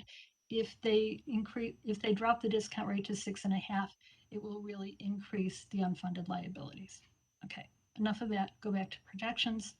I wanted to show you two pictures of historic funded status because they're interesting. This again goes back to 1994, and it measures how funded was the plan in percentage. So when the plan is 100% funded, we have accrued liability exactly equal to the assets. It's where we'd like to be. In the early 2000s, I told you the plan was 150% funded. I think it was only 145% funded.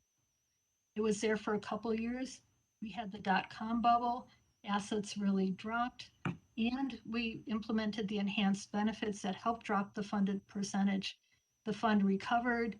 We hit 2008 and 9. The funded statuses really dropped, and they haven't really recovered since then. Part of what we were talking about at the beginning, it's just not gotten back to where it was. There's another way to look at the chart. And rather than looking at the funded ratio, this chart shows you the liabilities separate from the assets. So the green bar are the plan assets for miscellaneous. They started out very small, $200 million.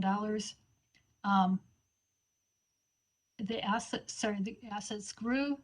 They fell in 2002, 3. They grew again. They dropped in 2008 and 9. And the assets have actually been growing since then, not particularly steadily, but they've been growing. The red bars are the actuarial liability, so how much we need. And you can see that that's grown very, very steadily over the time since 1994. And you're at the point where these two things are growing in parallel. The liabilities are growing 7 or 8% a year. The assets might be growing 7 or 8% a year, but the assets can't catch up to the liabilities, not by growing 7% a year. They have to grow a lot faster than that to catch up. So either Calpers has to find out how to earn 20% every year, which isn't going to happen, or it's going to take a lot more money put in by the city to get the assets to come up to equal the liabilities.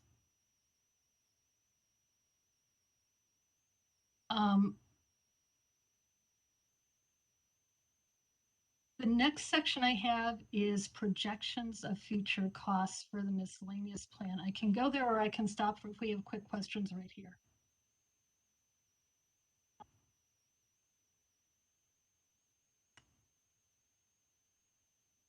Let's go. I think. Mr. Milano, you Oh. have your hand raised. Yeah, thank you very much, Ms. Redding. Two very good questions. You mentioned risk mitigation. And you also mentioned that the historical 30-year return was 8%. Does Calpers take into account recessions, natural disasters such as earthquakes, weather-related situations, international conflict, all of the things that impact an economy? Do they take that into their risk calculation so that you can get a more realistic picture of what the potential returns are? That's my first question. I believe they do, but that is something where they would take the guidance of their investment advisors. I'll leave it at that. Thank you. Okay, thanks. Ms. Wolfson, you're up.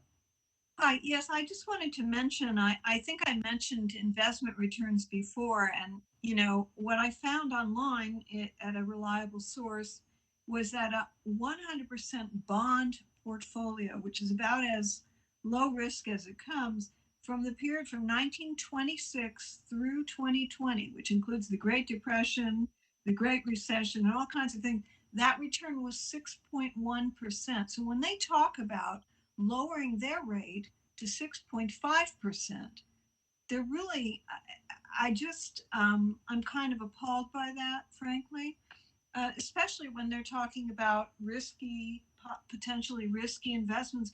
That's never proved to be a particularly good idea in my past experience. The other thing I just want to say is it's disturbing to me the stubbornness of that relationship that you're showing in that slide that's up right now. That's just very distressing. And I think we need to look at, the role that the growth in city benefits and other things that are driving that liability to keep growing so fast. I think I would like us to address that. Thank you. Okay, Mary Beth. Oh, wait, Roland Kadikian. Yeah, just a very brief question. What is the impact of inflation on this graph that you are showing right now? So when CalPERS calculates the liabilities, they have an underlying assumption for what inflation will be in the future because it drives salaries and it drives investment returns. So I think they're in these numbers, I think most recently is a 2.75% annual inflation assumption. And they also consider beyond the inflation assumption a couple of other things, right, Mary Beth? They consider salary growth and there's essentially interest getting charged on these numbers every year, which is part of the reason you have the consistent growth. Okay, Mary Beth, why don't we? Okay, so we're going to go into the starting to get into the current and future. And I'll say again that these projections were done last February. So in February, we were taking into account everything we knew in February, but we didn't know that CalPERS was going to have great returns for the fiscal 21 year. So those are not in these numbers. And likewise, we didn't know what the board was considering with regard to the discount rates. So those are also not in the numbers. So they're sort of the best we could do at the time. And they're, I think, still a reasonable way to start your thought process for what this committee is charged with. But I'll tell you what's in the numbers. We did take into account the fact that CalPERS had a 4.7% return. I'm going to show you some information about investment variation that we put in there. We didn't take into account any other changes happening with CalPERS. So we didn't take into account that, I don't know, they could change their benefit formulas or lots of other things could happen. But really the biggest driver of change in the cost is investment returns. And that's what we focus on. We've got some assumptions in there for what the city is hiring as new members, as new employees, and assuming that almost all of them are PEPR at this point. Probably close to half of the people by headcount are PEPR, less than half by payroll. But we think of the new hires coming in replacing current people as they retire, they'll be mostly PEPR. And then we did take into account in the cost projections that our understanding is that depending on the bargaining unit, all of the Glendale employees do pay a portion of the city's required contribution. They pay their full contribution and they pay a portion of what's required by the city. Some people pay 3% of pay and some people pay 4% of pay. Okay. So let me show you the first chart and kind of walk through it slowly, and the others are similar. So this is an illustration of what percentage of payroll the city pays over to CalPERS as their share of the cost. So for the 2021 fiscal year, the one that's just over, the city paid 32.6% of PERSable payroll. So it's not really total payroll. There's overtime and bonuses and things like that that don't count, but pretty much salaries. They paid 32% of that pay as a contribution to CalPERS. For fiscal year 21-22 that we're in right now, they're paying almost 35% of pay to CalPERS. So for every dollar of payroll, they send 35 cents to CalPERS. Next year, it's going to be 36.9, so almost 37% of pay. And so that percentage is continually going up, and that's because of the changes that CalPERS made in the past that are phased into the rates. After that, you really get into our projections. We projected that the rates would go up to about 40%. Then you have a little quirk in the structure of the unfunded liability. The rate drops a little bit down to all of 36. It goes up again. And about 10 years out, we start dropping the rate as a lot of the things that are phased in are coming to an end. So when we do our modeling, we look a lot at investment return. We run a lot of simulations.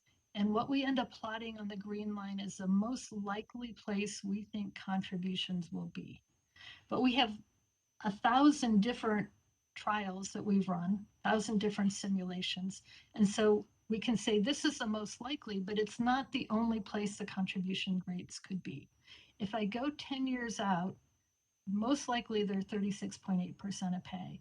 But if I look at my 25th and my 75th percentile returns, they could be as low as 7% of pay. It could be as high as 50% of pay. Half of the time, the contribution rate comes out somewhere between 70 and 50% of pay. It's a pretty wide range. A quarter of the time, the rate comes out higher than 50% of pay. So there's a lot of uncertainty about what rates will be.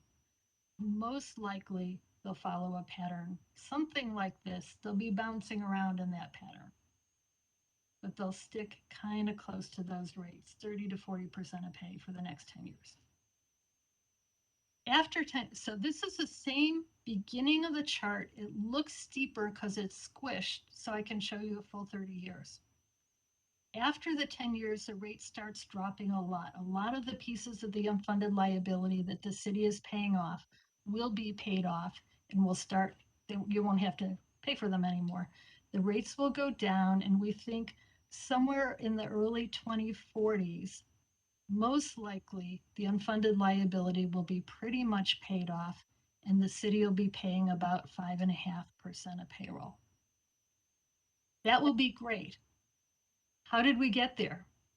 First of all of the classic employees are retired by then, and we have only left PEPRA employees who have a lower formula and are paying half of their costs. The other way we got there is that the city has paid a lot of money into Calpers to pay off the unfunded liability. It didn't just happen. It happened because the city put a lot of money in the meantime. I want to show you the contribution lines a couple different ways. If we break it out, let's do the one in dollars.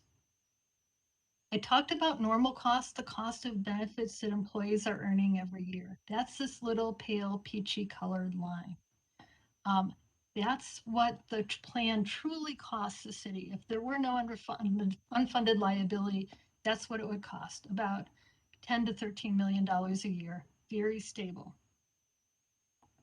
The red line is what the city is paying to pay off the unfunded liability, and that's really what's driving the costs up and what's driving the cost increases. This year, the cost of paying off the unfunded liability is about $30 million. So the city is paying $10 million for benefits that are earned this year, plus $30 million for benefits earned in the past that are underfunded. The unfunded liability piece is going to keep going up and up and up till it peaks out about $46 million a year. Okay. This piece, the red line, the unfunded liability piece, there's really not much you can do about it. Okay, it's not tied to the number of employees. Calpers bills you those dollars every year. The third component of the cost is the part of the employer cost that employees are paying, and that's that blue line down here that's negative. So in the current year, employees are paying about $4 million towards the employer's share, towards the city's share, and that'll grow a little bit every year with payroll up to about $5 million a year. So altogether, the city's costs for this current year, about $36 million a year, escalating. We have that little blip out there in 24-25, but that comes up to over $50 million a year, 10 years out. So a very big increase, faster than payroll is growing, faster than inflation is growing. I want to stop with that chart. There's two more in these series that are just sort of different views of the same thing.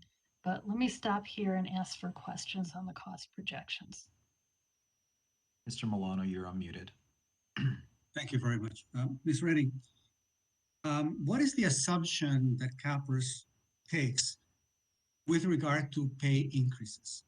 Now, we know that traditionally, at least in Glendale, we have 9 steps normally, I think, if I'm correct. And each step has a certain percentage increase. And I believe that there's also a cost of living increase as well.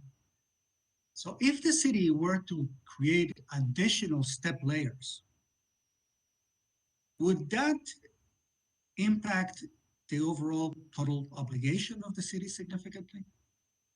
If it is above inflation, above those particular steps? So let me step back and say what the CalPERS plan actually costs is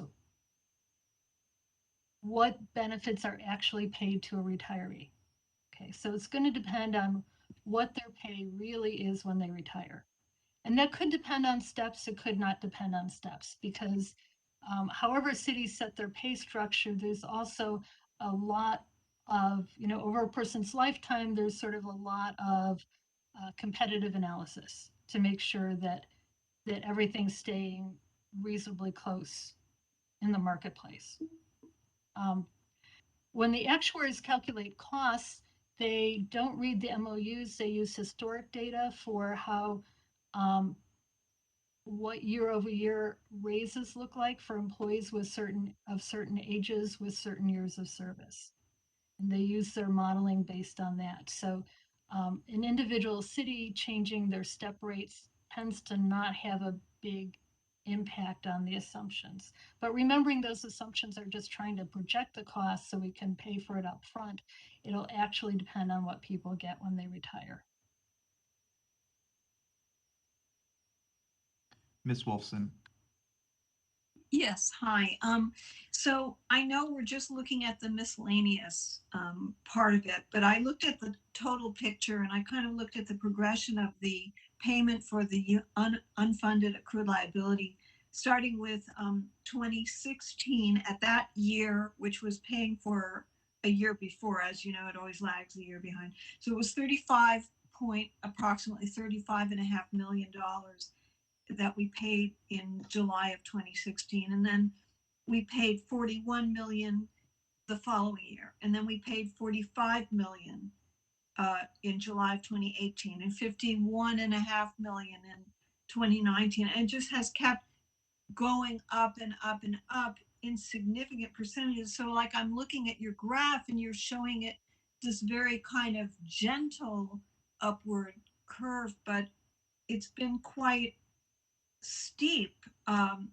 Looking at, there's been like an increase of 43% in just the payment for that unfunded accrued liability since 2016 in these 5 years. So I'm like trying to figure out, like, how is it that you have this less dramatic, how can we know that it's not going to keep going? Because at the rate it's going, we would be paying $100 million in 10 years just for the UAL, So let me go back a bunch of slides to here. Starting in about 2016 is when CalPERS started saying things are not going well. We need to change them. We need to make some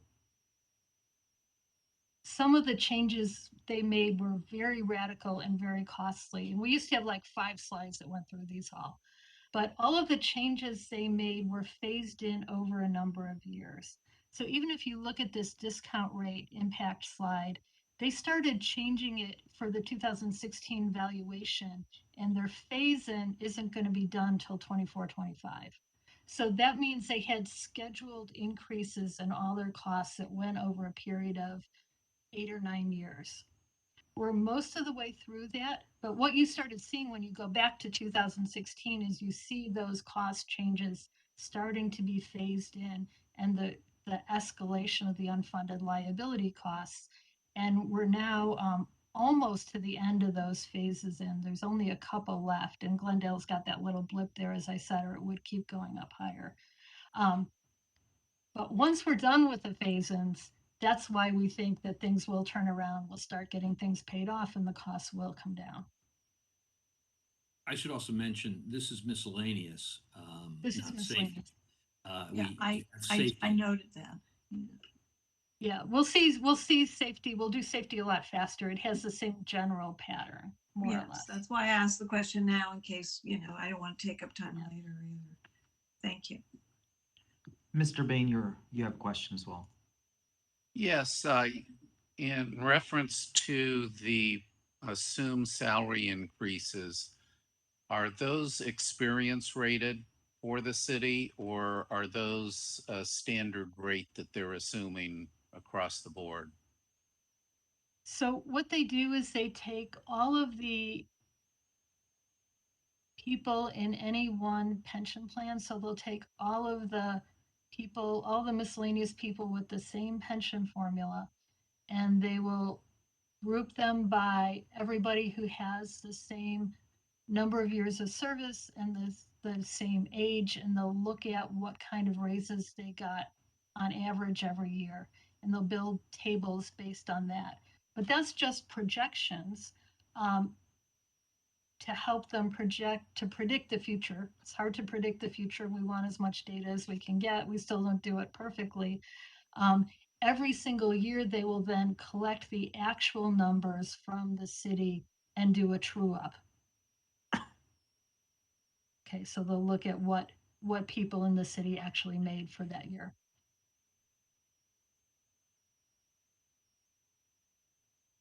And we have one final question from Mr. Amirian. Thank you. I remember during, I believe it was Mr. Tahtalian's presentation, that there was a slide that mentioned that the city has had a choice between 3 amortization schedules. I think it was, I put it in my notes, but I couldn't find it just during this time.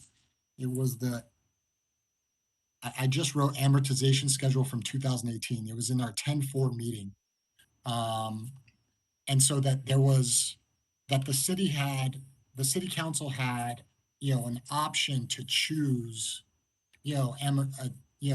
between 3 different amortization schedules, or at least that's what I remember the slide, purporting. Is that accurate? Can the city choose? Can the city council choose, a different amortization schedule for unfunded liability? Almost similar to like paying off your home mortgage sooner if you pay it off in 15 years versus 30? The city has some options to pay things faster. And if we ever made it to like page 60 of this presentation, we would talk about that. I guess we're halfway there, so it's not impossible. But you can always choose to pay off your Calpers liability faster. Economically, it's a good decision. You can never choose to pay it off slower. And are these same type of contribution projection models made for those options in terms of paying it faster? Obviously, I understand that there are policy decisions that have to be made by the city council in order to determine whether or not the city can continue to provide the services it provides if they pay off a larger percentage of that liability sooner, and that's kind of a balanced decision that's made by the city council. But I'm curious if these types of, especially this page that we're looking at, that looks at when that projected kind of smoothing will happen out and drop into the 5% range. Is that done for different amortization schedules as well? The Calpers provides a couple different schedules automatically in its report, and then Calpers provides some other tools that the city can use, or I think we have done that for the city in some cases as well. Yeah, I mean, yeah, I don't really want to get into the pros and cons because it'll kind of distract from where we are. Excellent. I was just curious. Yeah, that was a good question. Just real quick, I can maybe help shed a little bit of light. And I think perhaps what John Titalian was talking about in that presentation, if I recall correctly, we have made additional payments towards our unfunded liability. And when we do that, we work with our Calpers actuary to see what amortization basis is the most beneficial if we're trying to get a short-term benefit or a longer-term benefit. So we work with them, try and figure out which one we want to apply that additional payment towards. So maybe I think that might have been part of the presentation, that when you said we selected a basis, that's kind of how we can work with that. Excellent, thank you. And I'll find it and I'll bring it up. I just couldn't find it right now Okay. while I was looking for it under the time crunch, but I appreciate the clarity. Thank you. That was the last question.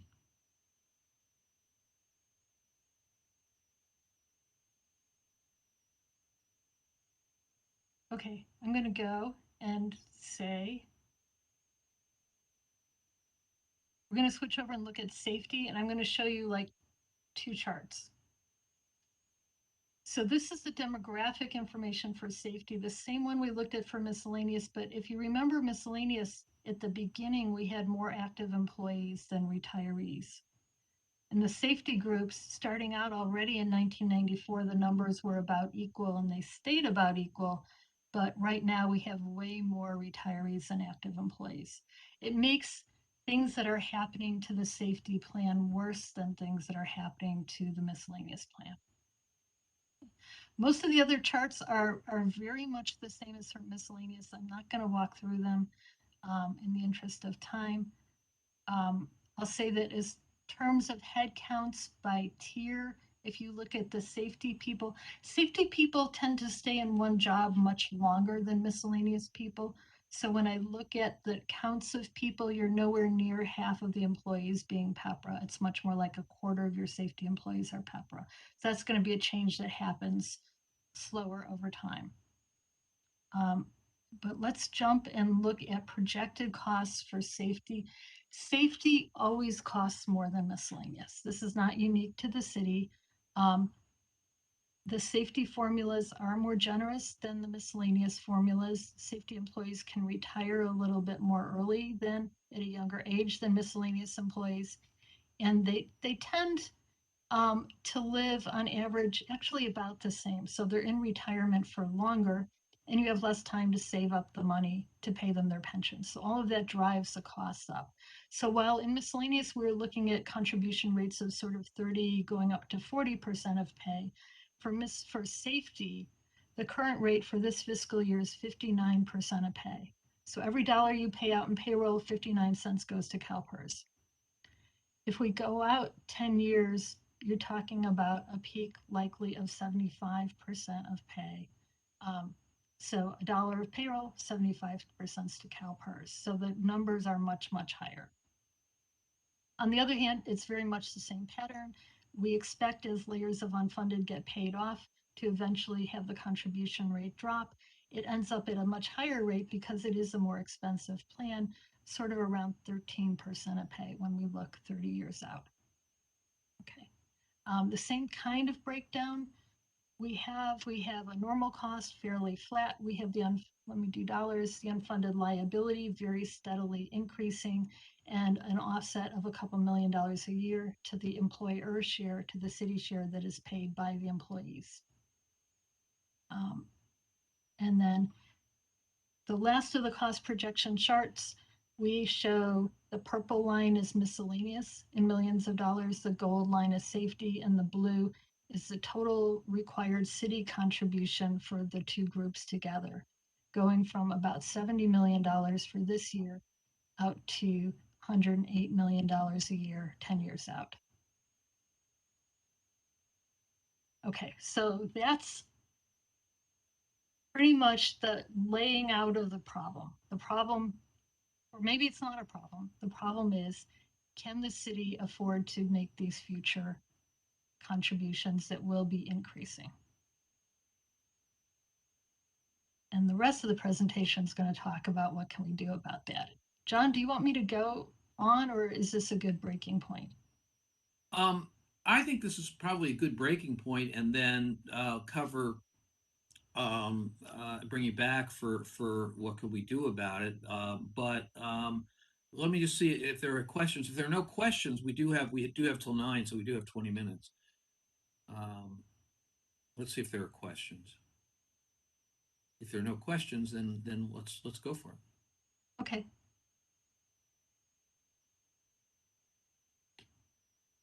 All right, I'm taking from the fact there are no questions that everybody's good with going for it. Can I have a show of hands?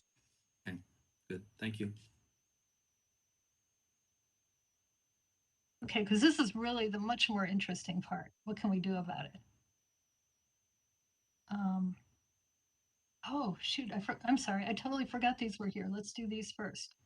And we're not going to spend any time in detail, but John asked me to put in some comparisons with other cities.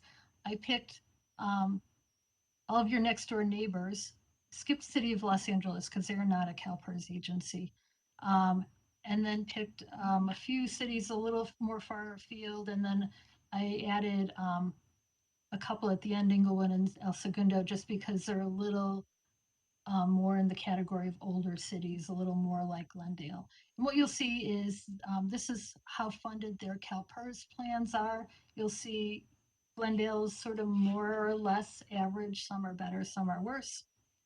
And there's a story behind all of them, so we certainly don't want to talk through every one of them. And I think if you know some stuff about the cities, you might be able to guess why they're better or worse funded. If we look at safety plans, 2 of the cities we looked at contract out their safety. They do not have any safety employees, so there's nothing in the bar for them. Average funded ratio. And then I also gave you 3 charts showing what the current fiscal year CalPERS contribution is for each of those cities. And again, you'll see a very, very big variation. A lot to do with what I call the age of the city, how mature the liability is, but there's other things going on as well. So it's miscellaneous safety. So you might have thought your safety rates were very high. You could be El Segundo. You know, this is not the highest we've seen. Okay. There's a lot, and again, there's a lot of reasons why the rates get very high. It's not necessarily anybody's fault. It just happens. But that gives you some comparison. And then here's the overall average for the cities. Again, there's a story behind each of them. So we just, because this actually, you know, every time you talk about this stuff, I learn something new.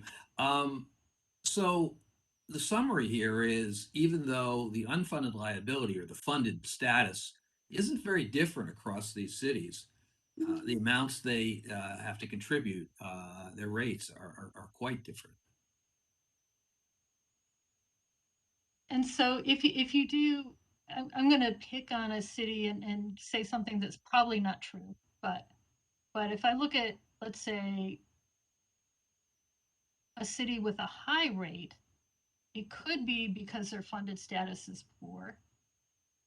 It could be something like they used to have police and fire and decided to contract out fire and now have only police, so their payroll is smaller. So the rate looks bigger. They could have decided to contract out their garbage collection, or, you know, something that would lower the number of employees and the number of payroll, and that makes your rate go up. Some of the cities here, at least one of them issued pension obligation bonds and got their pension plan much more funded. It'll show as a better funded percentage. And when you just go and pull the contribution rates, you don't see the debt service on the loan. So it's really not a fair picture. It makes them look a little better than they should.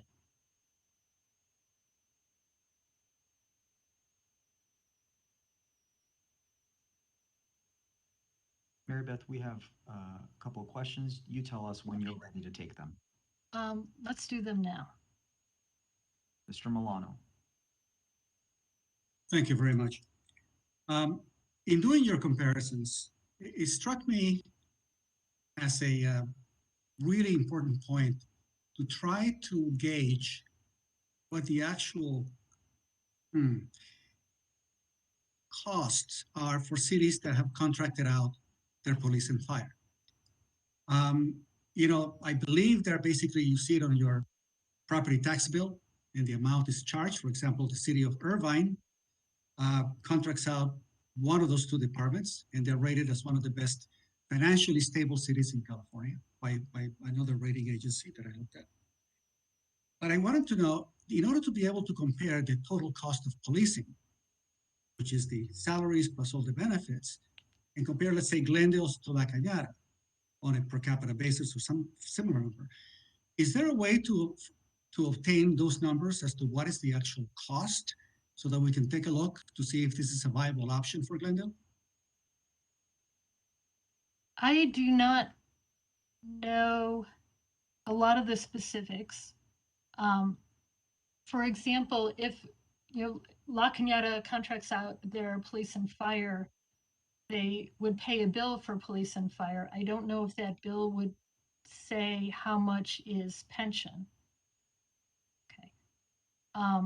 And my other caution is always that cities who contract out are looking at the negotiated rate they're paying right now that might have been set a couple years ago. Those safety people, if you look at the pension plan they're in, I'm going to go back to this picture. If you looked at that safety pension plan for LA County, it's going to have a cost curve something like this. None of those plans all the plans are facing the same pressures of lower projected investment returns in the future, aging populations, more retirees. So I would expect that if you're contracting out for those services now, the piece of that cost that relates to pension is probably also going up in the future, but probably you don't know it. Yeah, and I would just emphasize as a labor lawyer that deals with contracting out, when you contract to somebody else, they have a pension, and and it may very well have the same or worse problems as yours. So it's not a panacea. But it makes it very hard to compare the numbers. Yeah. You have to know if an agency is contracting out now and for what, and did they do so in the past, even if they're not now, and somehow get all those numbers together. And it's hard. It takes a lot of time. Let's take a run at the rest of the presentations since we're getting Ooh, okay. time. I'm not sure I can go that fast, but I'll talk other. This is one I really wanted to cover, which is leaving Calpers. Okay, so Calpers, you have a contract with Calpers. It's governed by state law and Calpers rules. And what the rules are, if you leave Calpers, you're going to pay. And what's leaving Calpers is different than what a lot of people think. If you said, can't we take the new people we hire and we'll just give them a 401k plan, we won't put them in Calpers. If you do that, that is counted as leaving Calpers, as breaking your contract with Calpers and withdrawing. If you negotiated with your current employees to say, why don't they not earn any more Calpers benefits? We'll give them a 401k for work going forward. Can't we do that? No. Can't we negotiate with our current employees that they'll get the PEPRA benefits for their future service? That also cannot be done. All of those things are breaking your contract, breaking the laws. You would be called leaving CalPERS. Okay, so you don't have any of the flexibility that private companies have. What happens when you leave CalPERS? In CalPERS and the systems viewpoint, if you leave, they have one and only one chance to get money from you. And the money they get from you has to be enough to pay all the benefits earned to date for all your employees and all your retirees. And the deal is they can never go back and ask you for more. So, and they can't borrow from neighboring cities' monies to pay your retirees. So they have to get enough money now that they're absolutely sure it's going to be enough to pay everyone the benefits they're owed. So they ask for a lot of money. They calculate, instead of the fund earning 6.5% or 7% forward, they say, what if it gets about a 20-year bond rate, which right now is like not quite zero, but very low, sort of 1% to 2%. Assuming that the investments will only earn 1 or 2% going forward means you need to start with a lot of money. They also put in some extra for things might not go the way we think in the future, and they put a little extra onto there. So they ask for a lot of money now because it's their one and only chance. If you don't pay that money, they will cut retirees' benefits until there is enough money to pay for everybody. First, they will try and fight you very hard, and John is probably a better person to speak to whether or not they're going to win or not, but they have a lot of legal leverage.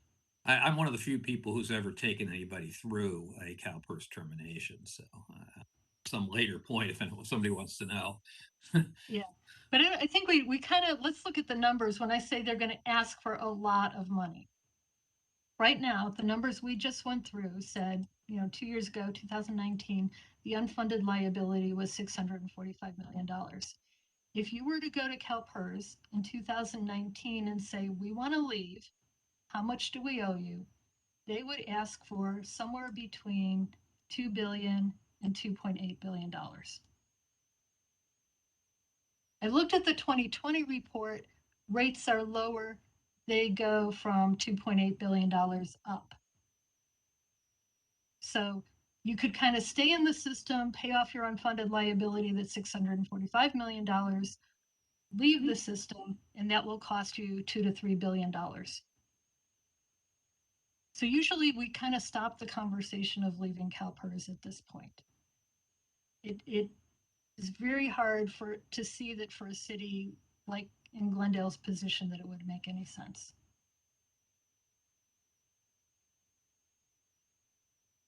All right, I think we have a bunch of questions. Is this a good place, Mary Beth, to take them? This is a good place for questions. All right, Mr. Kadikian. Thank you, Mr. Holtzman and Ms. Redding for your presentation.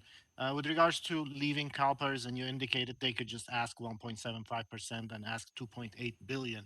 I could ask anything I want. What is the give and take? What are the litigation? What's the exposure? What's the risk? Has that been studied? Has another city left Calpers and fought them? Would we be the first? I mean, at one point, they can't say we're going to make 7% for you. At another point, say, well, we're going to charge you 1.75%. You can't have your cake and eat it too. So those are my questions as to how could, I mean, it's one thing to say 2.8 million and end the conversation, but yeah, no, I'll answer the easy part and then turn it over to John, or what I think is the easy part. When they're saying we can earn 7%, if they don't earn 7%, they can come back and ask you for more money in the future. So that's how they get away with saying 7. When they're asking for the 1.75, they're saying this is our one and only shot at it. Give us that money, and if we lose it, we agree, we're done. We're not asking you for more. But John, do you want to speak to? I mean, well, I think that what I should do. This is a fairly complicated issue, so I don't want to answer it fully right now. But let me just say, I did go up against them on this issue a little bit. We didn't end up litigating it though, so we don't know all the results. But somebody like Mary Beth or any actuary is going to end up saying that whether this is the right number or not, that the number is pretty low because they're assuming all the risk of anything happening in the future. So if I were to get an expert witness, I don't know if it would come out to this number, the 20% bond rate. And I was arguing with Calpers at the time that because the bond rate has dropped, it used to be about 3%. It's dropped to, somewhere in the ones, that this is kind of ridiculous because there are risk-free rates that are higher than 1 something. So there are issues there, but you have to remember also that pension plans have a lot of discretion, very broad discretion to set rates in their fiduciary interest. And so it's that kind of litigation is very challenging. In any event, I'd be happy to talk about it more because it's a really interesting issue, but I think maybe leave that for later. You've got Mr. Milano. Thank you again. Just a very quick and simple question. If an employee is terminated, let's say that's been in the job for 20 years or 25, does the city have to pay Calpers any additional amount in order to cover, the unfunded portion? Or is it just a clean transaction, the employee simply leaves? So the city's responsibility is that when that person does have a pension, they've worked for the city for 25 years, they leave, they will get a pension when they retire. The city's responsible for making sure there's enough money at the point the person retires to pay for their pension. At this point, there's an unfunded liability. It's not really, it's not really named individual by individual, but likely some of it belongs to that individual because some of it belongs to everybody. So they would probably still be paying if you thought about it that way. Yeah, up until the person retires. One of the real challenges when you do pension litigation is it isn't obvious to whom unfunded liability belongs. It doesn't have little name tags that go with it, and so the problem extends beyond what you're suggesting, because to the extent you only have 80% of the funding you need in order to pay everything off, do the retirees get that money? Do the actives get that money? There isn't any real clear sense of who you allocate the money to. Legally, you've got an obligation, as Mary Beth said, to the retirees to pay their pensions. But so in reality, they're going to the retirees first, just because that's what's actually happening. But the weird thing is unfunded liability doesn't have a real home. It doesn't belong to individuals. Right. If I may, I just want to get this clarification for members of the public that may not be fully aware. When Calpers says, okay, we'll be responsible for that 7%, but if we don't make it, you're still liable. In other words, the taxpayer is the ones who are basically get hit right. by whatever shortages Calpers has. And that to me is like the moral issue behind this particular arrangement. Right? They can lose money, they can mismanage it, they can try their best and not ever reach it. The taxpayer is always on the hook for that shortage. Correct? That's correct. And that is when we talked in the beginning about poor investment performance in the past, that's the same situation. That's where a lot of the unfunded liability came from. Okay, Ms. Wilson. Yes, I have a couple of questions. First of all, back on slide, I think it's 35. I hate to go back that far, but just I noticed that it showed that personable wages for our city have doubled from 1999 to 2019, which seems a kind of a steep jump. And I don't know, that I just think we need to look at that as part of the problem. And that ties into my other question, which is that, always we get into this discussion of completely leaving CalPERS. I don't believe anybody on this committee has really recommended that or asked after that.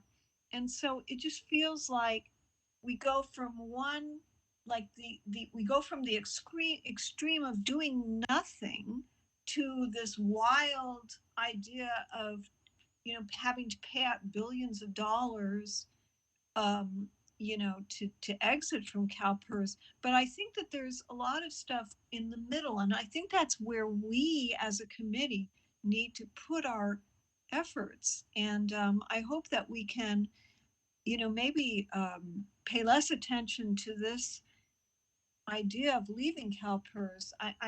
Maybe I'm, not speaking what my other fellow committee members feel. I don't know. but it just seems like I see a lot of territory where we could make progress, and we're just not even addressing it. I wonder what invisible hidden hand says you can't negotiate harder, you know? I don't know. Well, I don't know about the Thank you. negotiation, but there are things, actually, Mary Beth's going to get to them. Thank you. I would note, by the way, another thing on that same chart, if you look Oh, at sorry. the average retiree pension, it's an even stronger number. Sorry, I didn't get there. Yeah, it was Um, 35. No, 35? Yeah. 35. I'm sorry for taking you back that far. No, no, but notice the average benefit for service retirees at the bottom line there. So you had the benefit enhancement in between these, the column we show for 1999 and 2009.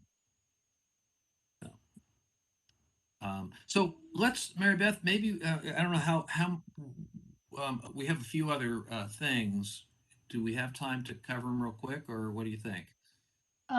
It's up to you, John. I'm okay, but we're at 9 o'clock and Yeah.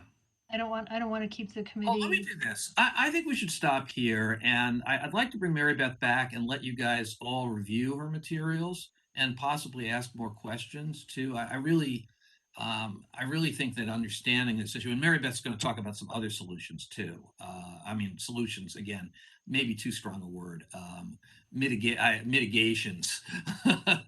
Yeah, Uh, because so far the only solution we talked about is one that you can't, Right. you This is can't. one that isn't. Yeah. I mean, yeah. And there's no free lunch in this stuff, but I know you guys are yearning to get to, okay. So and I've heard this from folks I've talked to, that everybody has heard, okay, you can't do this, can't do this, can't do this. So the obvious question is, well, what's out there? What is the range of what you can do? And those are reasonable questions. I think this is a good breaking point, because some of the things you're going to be talking about, although they're not by any means panaceas, are in the realm of things that can be done.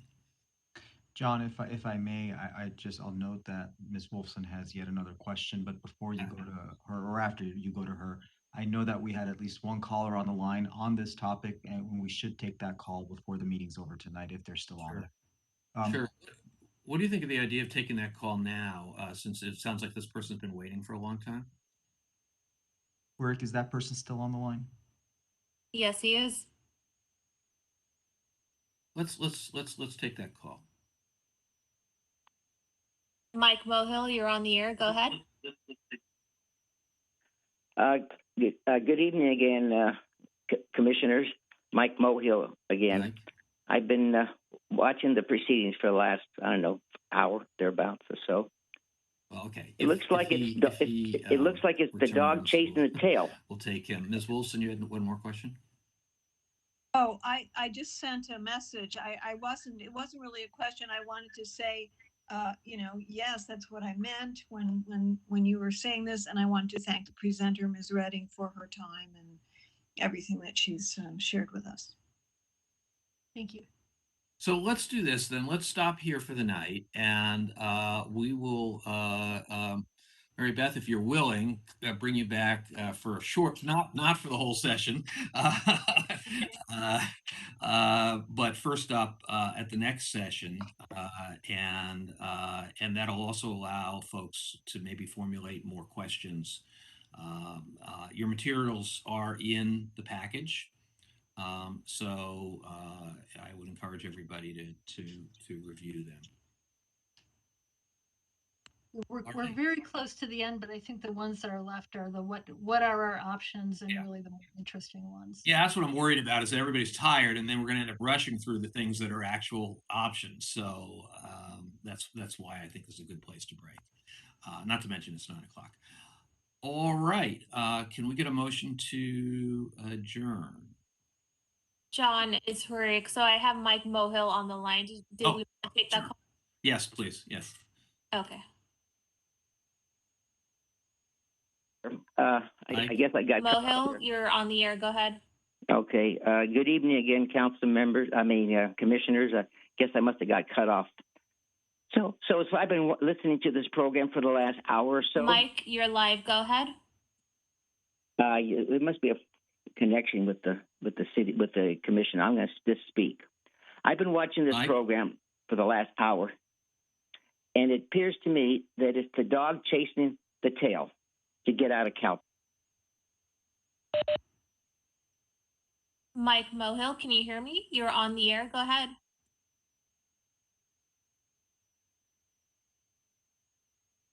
Of the last year's salary to 90%. Where'd you get that in private industry? And then the taxpayers guarantee about 7 to 7.5% return on the investments of Calpers, and they don't make it. Then you talk about the employees have a great deal. They make a contribution, great.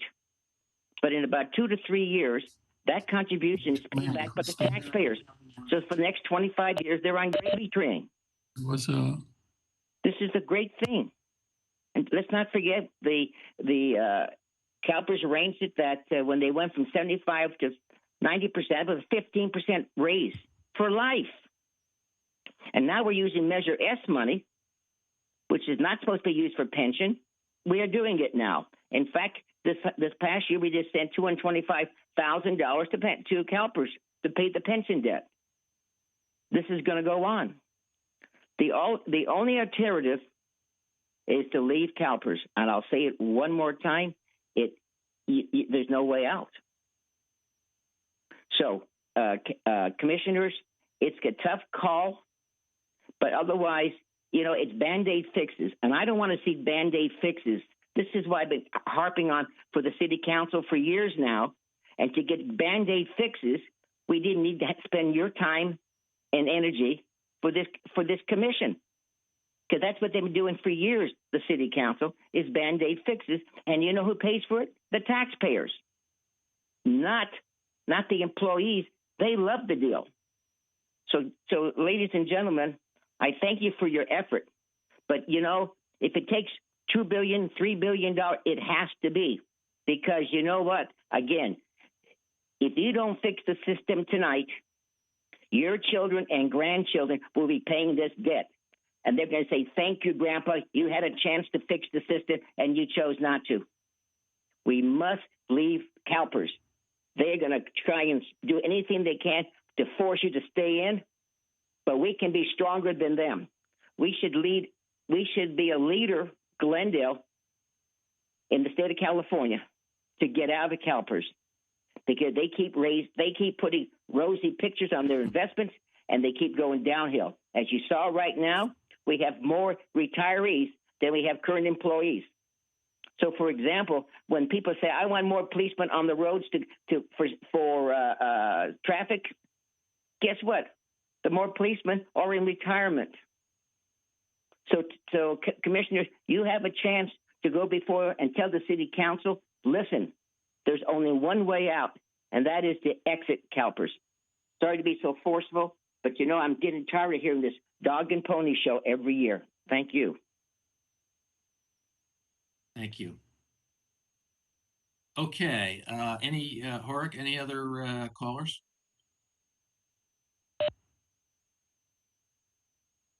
No more callers. Okay. Do we have a motion to adjourn? So Mr. moved. Holtzman, Wait a second. Wait.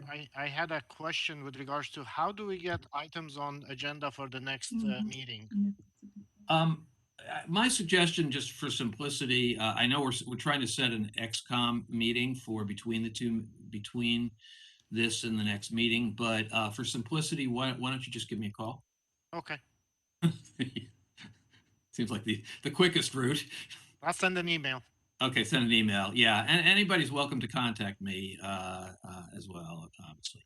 So, all right. Well, thank you, everybody. I apologize. Mr. Milano sent a number of chat comments. I think he has something to say with respect to item 6 on the agenda. Okay. Mr. Milano. Yeah. Thank you very much. I think that we should honor the line items on the agenda. And this is one that it's a very short one, but this is directed to Michelle Flynn. I would like to request for our next meeting for her to explain how the unfunded pension liability is booked. In other words, how is it being recognized? What are the journal entries? And does it actually show up in the various different departmental budget numbers. Thank you. So that'd be for Ms. Flynn. Since that's obviously not in the actuary department. And there was a whole GASB set of rules on that issue. Okay, let me try that one more time, although I'm afraid to. Do I have a motion to adjourn? I move to adjourn. Okay, a second. I'll second it. Okay, and we're hereby adjourned. Thank you. Thank you.